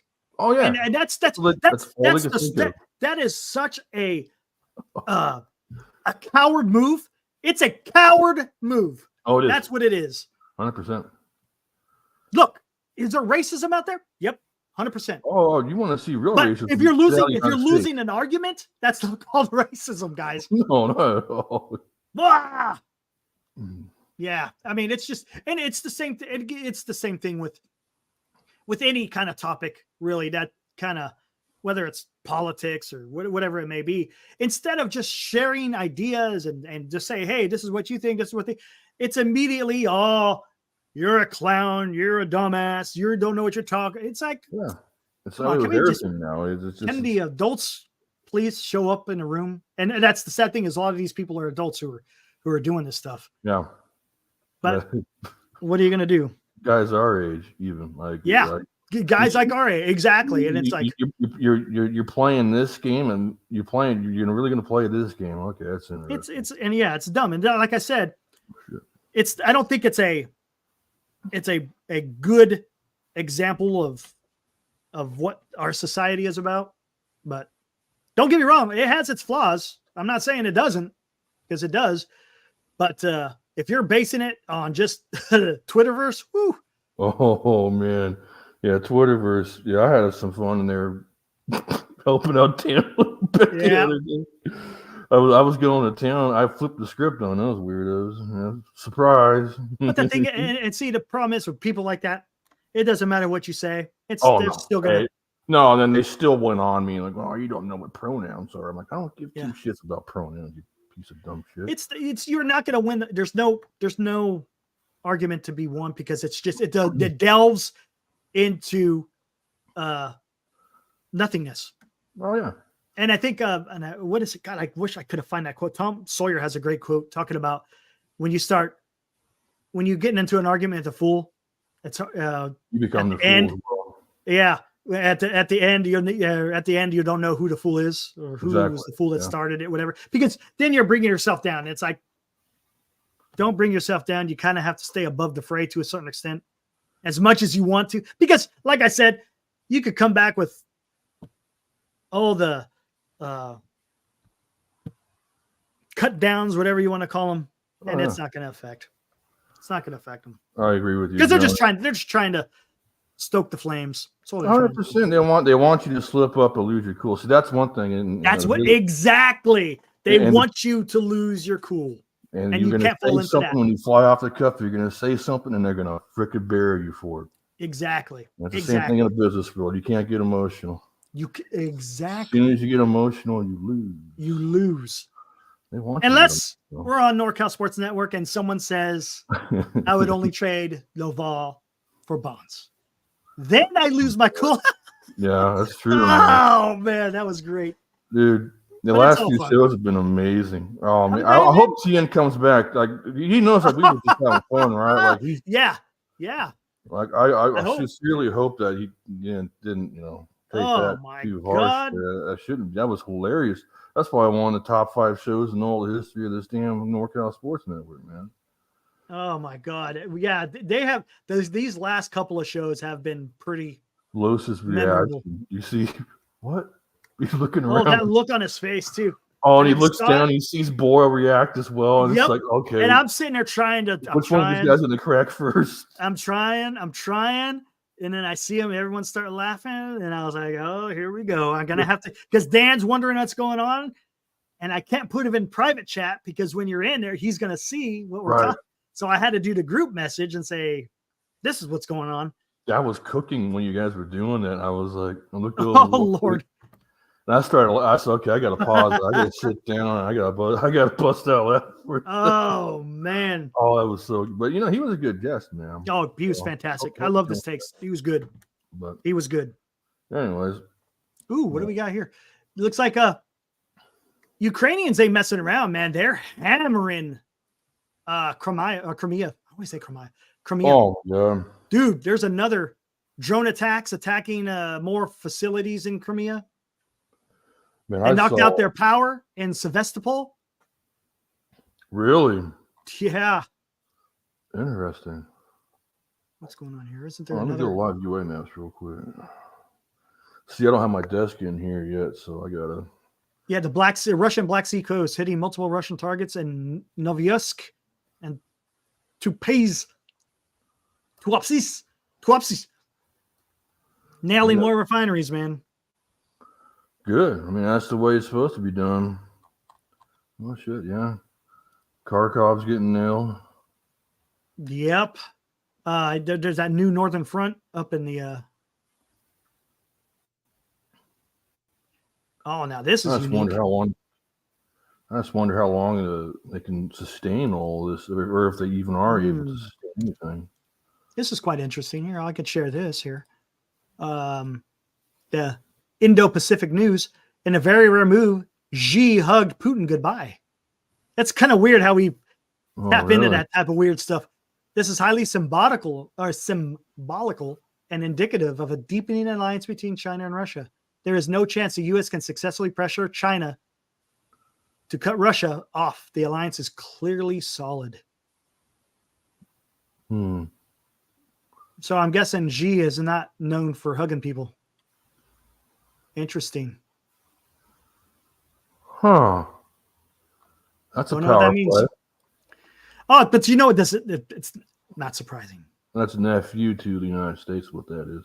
Holy crap. 53,000 in Dodger Stadium. You know what today was, right? Shohei Ohtani bobblehead day. That's why. Oh, it was? Yeah. I was trying to trade Glenn for Ohtani for a while. But I gave up. You ain't getting that. It's not tradable. What? This can't be right. This is unique. Check this out. Talking military history here. Check this out. Wow. This is here. Let me read what this says. The Camel contingent of the Indian Border Security Force showing all its glory during the Republic Day parade last year. Oh, this is incredible. I've never seen this. Are you looking? I think I've seen this before. They got PKMs mounted on camels, man, and a recoilless rifle. Oh no, 81 millimeter mortar. That's kind of cool looking. That's kind of cool looking. Fabulous.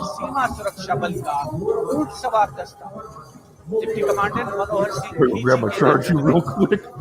Inspector अचल Singh 2IC और 2 sub inspector भी 35 अन्य सवारों के साथ दस्ते में शामिल ऊँटों के कार्रवाई के बाद आज पहली बार महिला कैमल राइडर गणतंत्र दिवस परेड का हिस्सा बन रही हैं।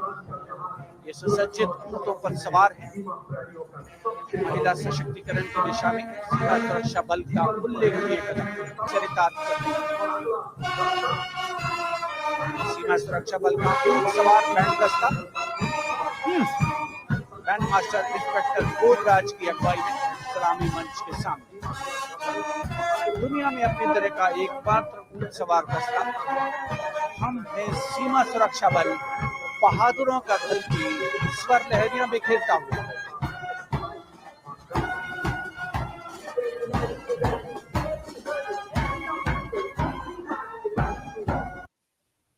Wow. Wow. That's all I could say. Wow. And I don't know how those camels didn't get freaked out with guys playing instruments. They were playing, there was a band on the camels, Will. And they weren't even getting freaked out. Wow. Interesting.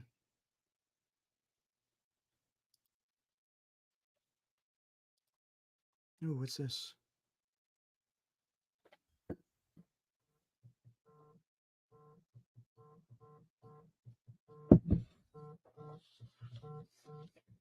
Hold on one second. Who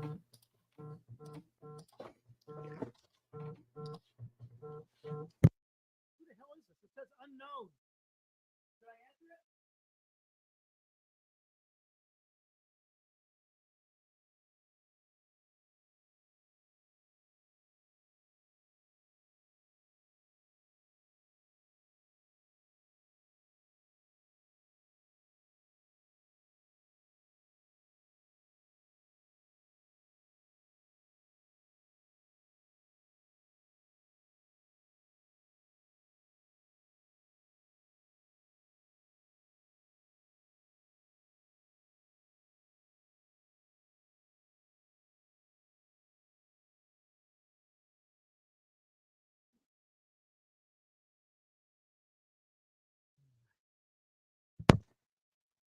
All right, up. Looks like we lost Will.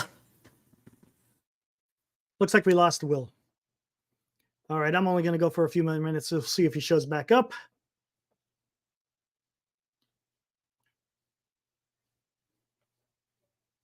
Paez singles for Ohtani. What's the score now? 7? Is it still 7-0?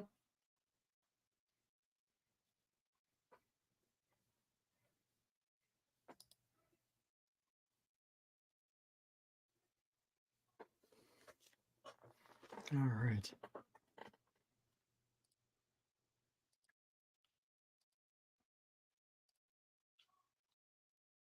Ooh, what is this?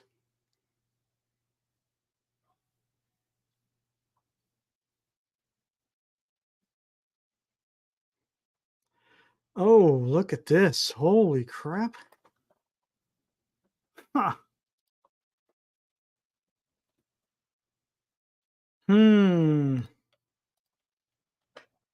Again, it's from the same Twitter. It's Indo-Pacific News, Geopolitics and Defense. Chinese civilian drone flies over Japan's Yokosuka Naval Base. The drone flew over 2 U.S. Navy destroyers docked at the base. The same account posted footage of the Yokosuka base twice before. What would happen in a conflict situation if Chinese PLA drones attacked the base? Look at this. They have no idea that this is going on.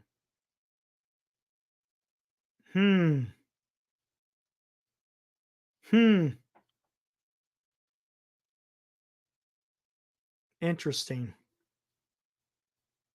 Not what you want to see, is it? Huh. Wow. Not good.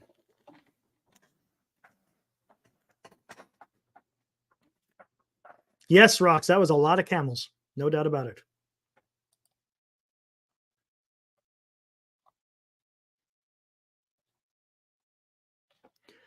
All right, let's see what else we got here, guys.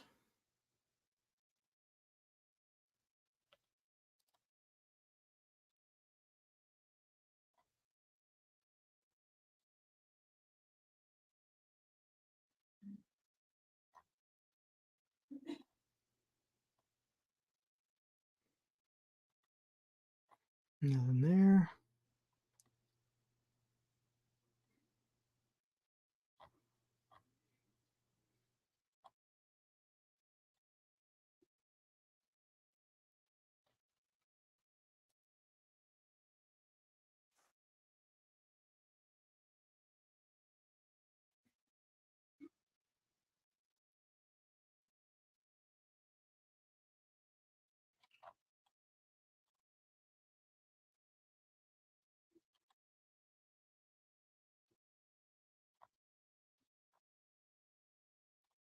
All right, let's see.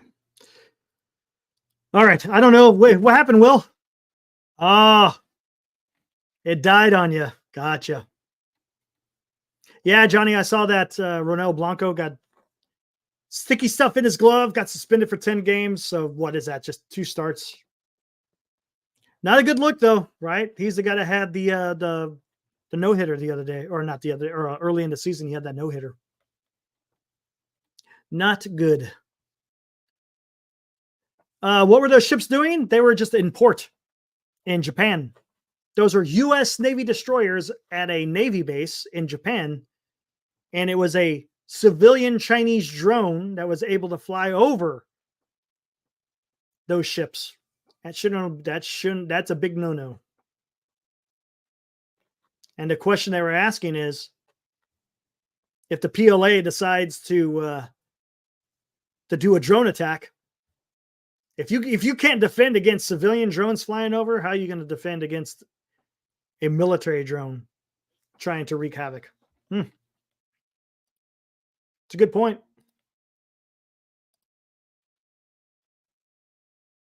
Yeah, they do that all the time. North Korea always launches missiles all the time.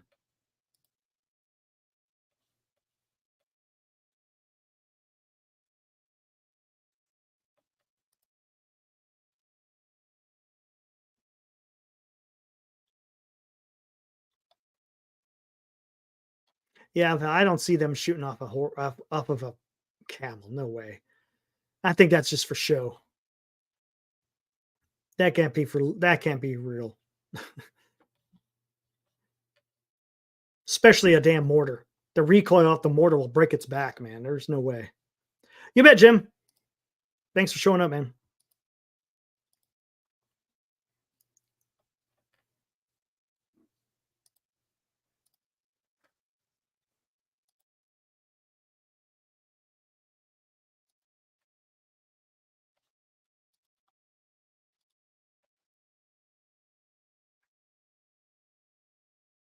All right, now he's back.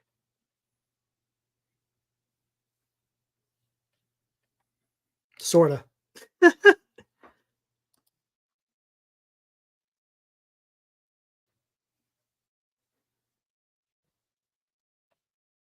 right, there he is. Hey, you're back. Sorta.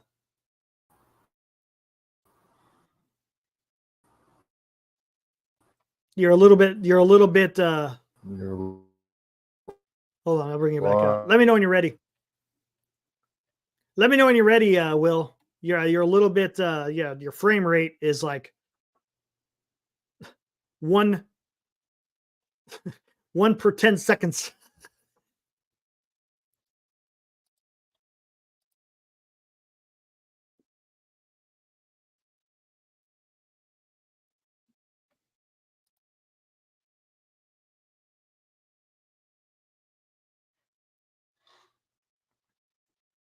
Oh yeah, that's rough, man. Yeah, Stephen Kwan, he hit the freaking. No worries, Will. Yeah, I got Kwan on the IL. Giloff just came off. He actually got a ding hit today, which is good. I can't remember who else I had on there. Let me see.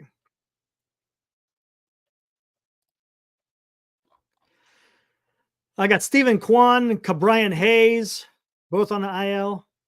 I did have Giloff on the IL. I had Brayan Bello, the pitcher from Boston. He was on the IL for a while, but now he's back in there.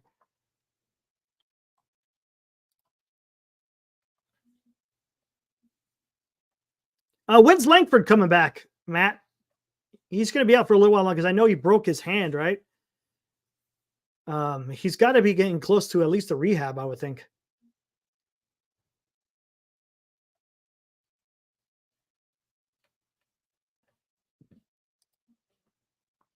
Nope, I think he might be good to go. Let's see how he is. There you go. Yeah, this thing sucks. The sound is good. Whoa, there you go. There you go. Holy.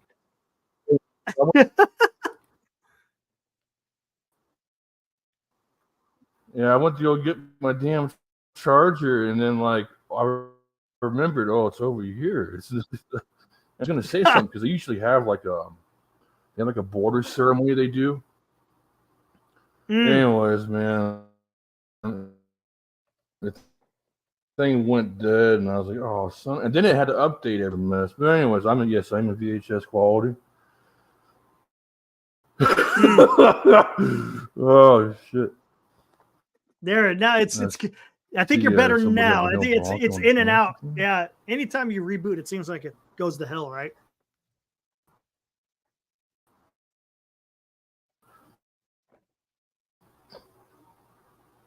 Yeah, your FPS is still a little. Sucks. All right. Yeah. I mean, it makes no sense, man. I didn't ask for it to update anything. Is it updating right now? I didn't ask for an update at all. Once you ask me first. Yeah, exactly. Because now it's messing with your bandwidth when you're having to download that stuff. Jim says 1994 highlights. Oh no! All right, man. I think you're cleaned up. I see you get there and then it locks back up. I know, man. I get some words in. I can see myself talking. Like, okay, everything's clear now. We're good. So I'm like, okay. Yeah, right now. Now. See, now you're straight. What a struggle, man.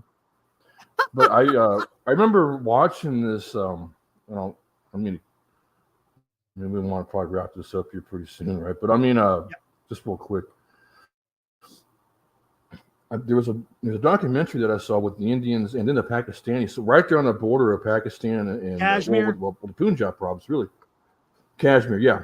They do the ceremony where the Indian Army does a little parade, and then the Pakistani Army does their parade, and they kind of compete with each other to see who's got the best. It's a parade off.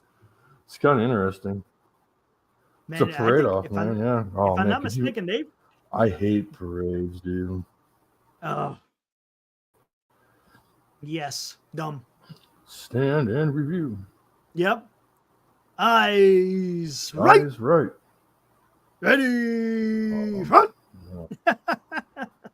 And you get the bugle calls. See, I never. No, we don't have to little bugle calls in the beginning. We'll pass the review. Or when they do a big giant wing wide formation, it's wing. Group, squadron, turn up. Then everyone comes to attention. That. Yeah. Well, the worst is when they do those massive group runs. Oh, the big giant freaking slinkies. The freaking a damn accordion from hell, man. It's like, come on, man. So many people. You get injured. You running over the back of somebody or someone running over the back of you, knocking off the back of your shoe. And stuff. It's like, come on, asshole, get it off me. It's funny because you get at a good pace and all of a sudden it's like instant boom. Yeah, you get a good clip going, and next thing you know, oh shit, here we hit a wall, and then and then you get another good clip going. Oh, you hit a wall again. It's like, oh, okay, what is this, man? And then you see people falling out, and it's like, how can you be falling out when you're not even doing anything but walking? You could fast walk this thing, man. Like, what are you doing? I know. Anyways, man. But real quick before you get out of here, India and Pakistan, they've come close to trading like nuclear weapons. Over that Kashmir. Well, now the real big threat though is Modi and China. Modi. Nobody really seems to know what kind. Seems like Modi is starting to lean more towards the West rather than. I think so. Yeah. The Chinese, which is good for us. Yeah, the Chinese have really been messing around with the border there in the north of India. So he's been having some issues of his own with them. And I think there's some other dispute that they're having too. I don't know if it has to do with trade. I think it has to do with trade. But yeah. Well, yeah, India's a good ally to have. I hope they. Yeah, unless we better not F that up. You know what I'm saying? No, you play that one delicately. Yes, exactly. For sure. You know, I don't know how much they want to. I don't think we placate to the Pakistanis, but we've been pretty sympathetic to them for a while. So. Yeah, exactly. Well, there's something else I've been seeing in the news. The change of command. Yep. Change of command. Yep. There you go. Saudi Arabia has been reaching out to the United States and helping them. I've seen where the Arab nations, after the first Gulf War, Saudi Arabia, we built up a huge base, Prince Sultan Air Base in Saudi Arabia, huge Air Force base. Spent a lot of money building it up. After the Gulf War, get out, and we got to kick us out. Now it's like, hey, can you come back? What do you think about the Arab Summit wanting a peacekeeping force? Also known as the Blue Hats in Gaza. You talking about the UN? Yeah. That could go. That's going to go swimmingly.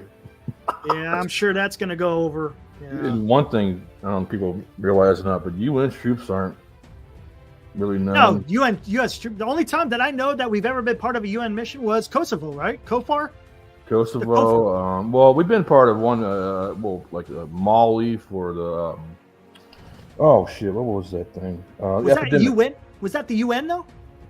I believe that was a UN operation back when they had the epidemic in 2014. I forgot to even talk about that. The United States just got kicked out of Niger, and guess who took our place? Was it Russia? The Russians. Niger has kicked out the Americans. We had a UAV base there, and we were trying to help them, but they kicked us out and brought in the Russians. That's interesting. Wow. Okay, so we have really lost a foothold in Africa. That's you don't want to lose. There's a lot of precious minerals in Africa. So who's next? Did we lose Mali? Did we lose? Oh, we already lost Mali, I think. Actually, no, you're right. We got our asses kicked there too. But as far as the UN, I think the only one I can remember is Kosovo. That's the only one I remember as far as being under the UN.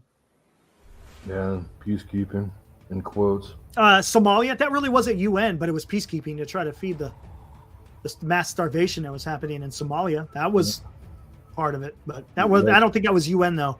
That wasn't UN direct. That was all us. See, I probably shouldn't have traded De La Cruz. Oh, I'm not. Hey, but is Julio doing anything? He's showing some signs of life. I mean, I feel I have comfort in the fact that my outfielders are all first rounders, well, except for one. Yeah. But I mean, Judge has come online like crazy. Oh yeah, Judge is really freaking. Oh, he's smashed, dude. The other night he went 4 for 4. Today he went 3 for 4, I think. And I had freaking Lopez, and I had Joe Ryan today too. Oh well. And then Kyle Tucker, man. Oh man, that guy's good. Man. Now you just need your pitching to come through, right? Yeah, they're coming online. I'm getting my K's built up, some wins here and there. I'm just trying to see how the strategy of me punting on save is going to work out. I don't know if it's going to keep biting me in the ass or not. Thing. I said, screw it, man. I don't care 2 F's about saves right now. Exactly.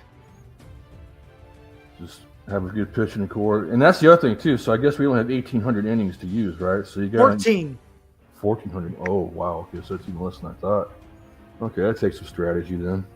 It is. Right now, I'm way negative, so I'm good to start a lot of starting pitchers to get. Yeah, I believe me, you, and Senior, and Rob are the lowest in innings pitched. Yeah, we're low, so that's fine. I'm good with that. I'm cool with that. Yeah. And then if time comes, then I have to maybe pick up. I'm leery of relievers because their ERA can just jump so quick.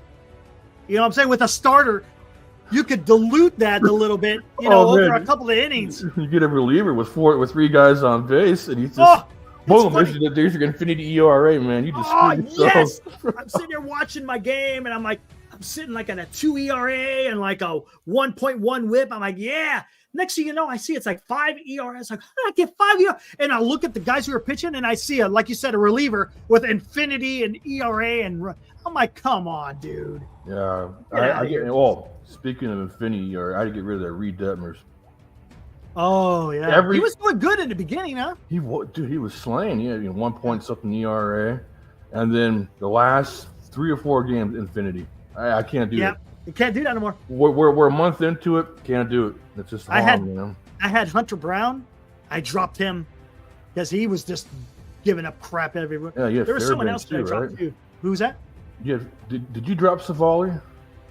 No, someone else did. Oh, yeah. I gave you Crochet. Oh, I don't know. That was good. Yeah, Crochet, I appreciate that one. Brian Wu is good too. You gave me Brian Wu as well.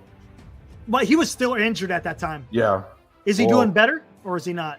Oh man, he's killing it, man. He did. Is he? His last couple of games, he looks real nice. Yeah, my shit. Hey, but keep an eye out because I might have to drop one of my. Well, I'm going to have to drop pitchers here pretty soon because I got Musgrove coming off the IL, and I also got potentially Garrett Cole coming back in June. Oh, that's right. So I'm gonna have to drop somebody, and then I got Gavin Williams sitting on the IL, but I'm probably gonna have to give that spot to Nico Horner because it looks like he's got a bum leg too. So. Yeah, it's always fun. And do you see how many moves freaking Jung-Hoo Lee? I was going to announce that in the chat. Like, hey, did you guys congratulations? He's got 1 move left. He's got 1 move left. I think he's done. Hold on. I think he's done officially. 1 second, guys. Is he actually done now? I'm pretty sure he's done. I think I just saw it earlier. Hold on. I know Glenn, he's like 5 away or something like that. I need a catcher, man. There's no catchers to go around now. A lot of people need catchers, I know. I lost Wilson Contreras, man. Or not Wilson. I lost Wilson. A broken arm, man. Thing was flopping around like a dead fish. Yeah, I know. That was brutal. Seeing that footage. He's done. He's maxed out. He's maxed out? 62 moves officially. Gosh. He's done so. What is he going to do? Bro, I mean... What's he going to do? Entries we got 62 moves. 62 moves, Moji. We still have... 4 more months? 4 more months of this, man. Like, we got all of May, June, July, August, September. So 4.5 months. Guys start breaking down in June. I know. Especially pitchers. Ooh, buddy. That's going to be tough, man. And guess what? Trade deadline. After the trade deadline, you're done. You're locked in. You're done. You're locked in with everybody you have. So a trade doesn't count as a transaction. Okay, never mind. Or a trade doesn't count as a waiver. Or only a waiver move. If you drop a guy, it's not going to affect you.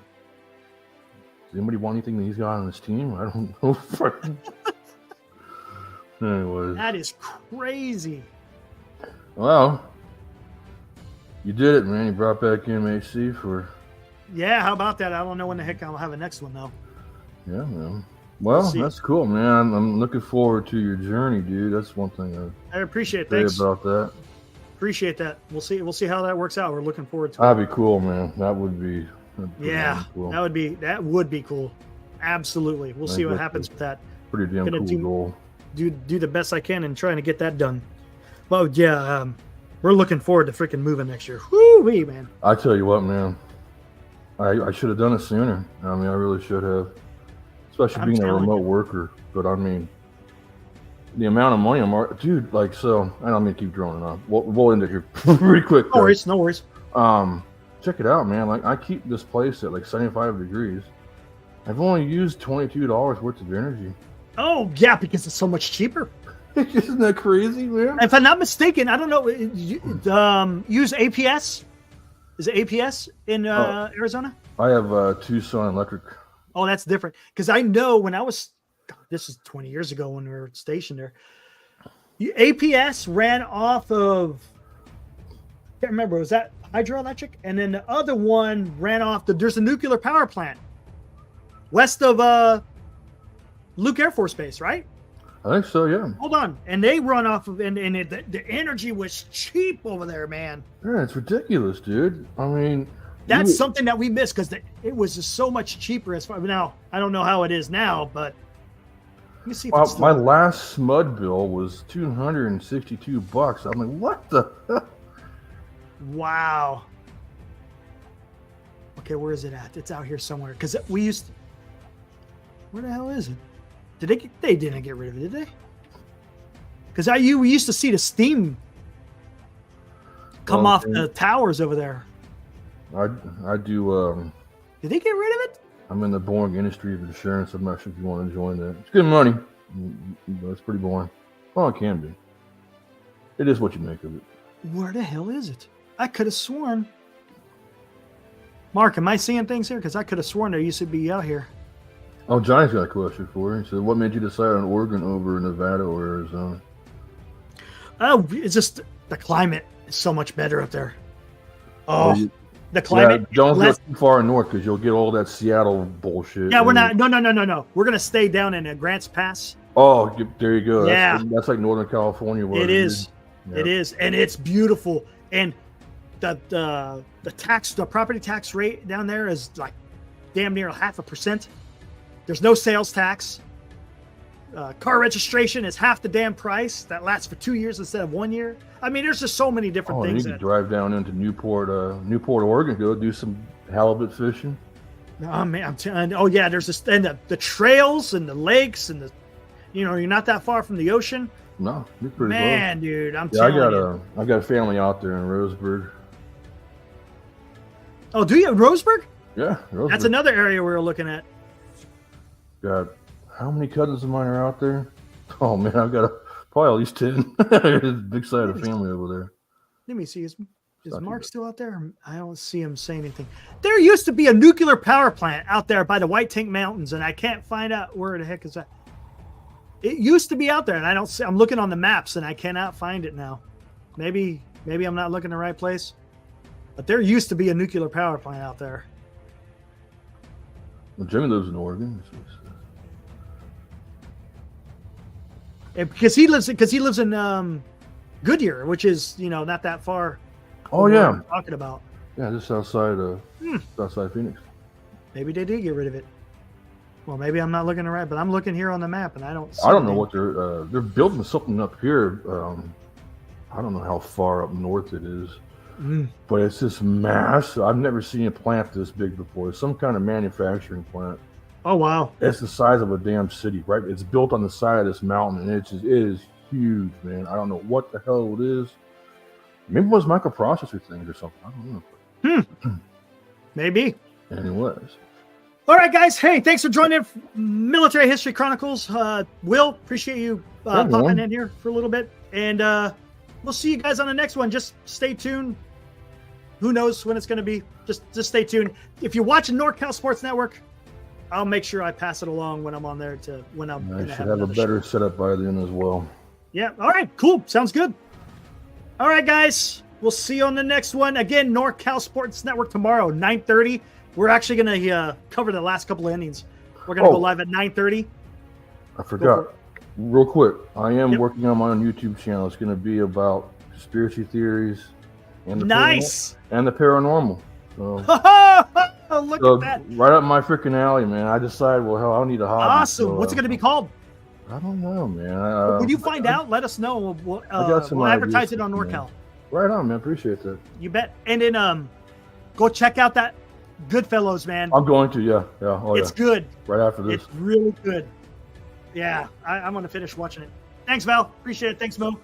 All right, guys. We'll see you on the next one tomorrow night again, 9:30. Catch the last few innings. Dan will do some play-by-play, and then we'll get into the post game. So catch you tomorrow. Thanks again, Will. Later, dudes. See ya. Peace.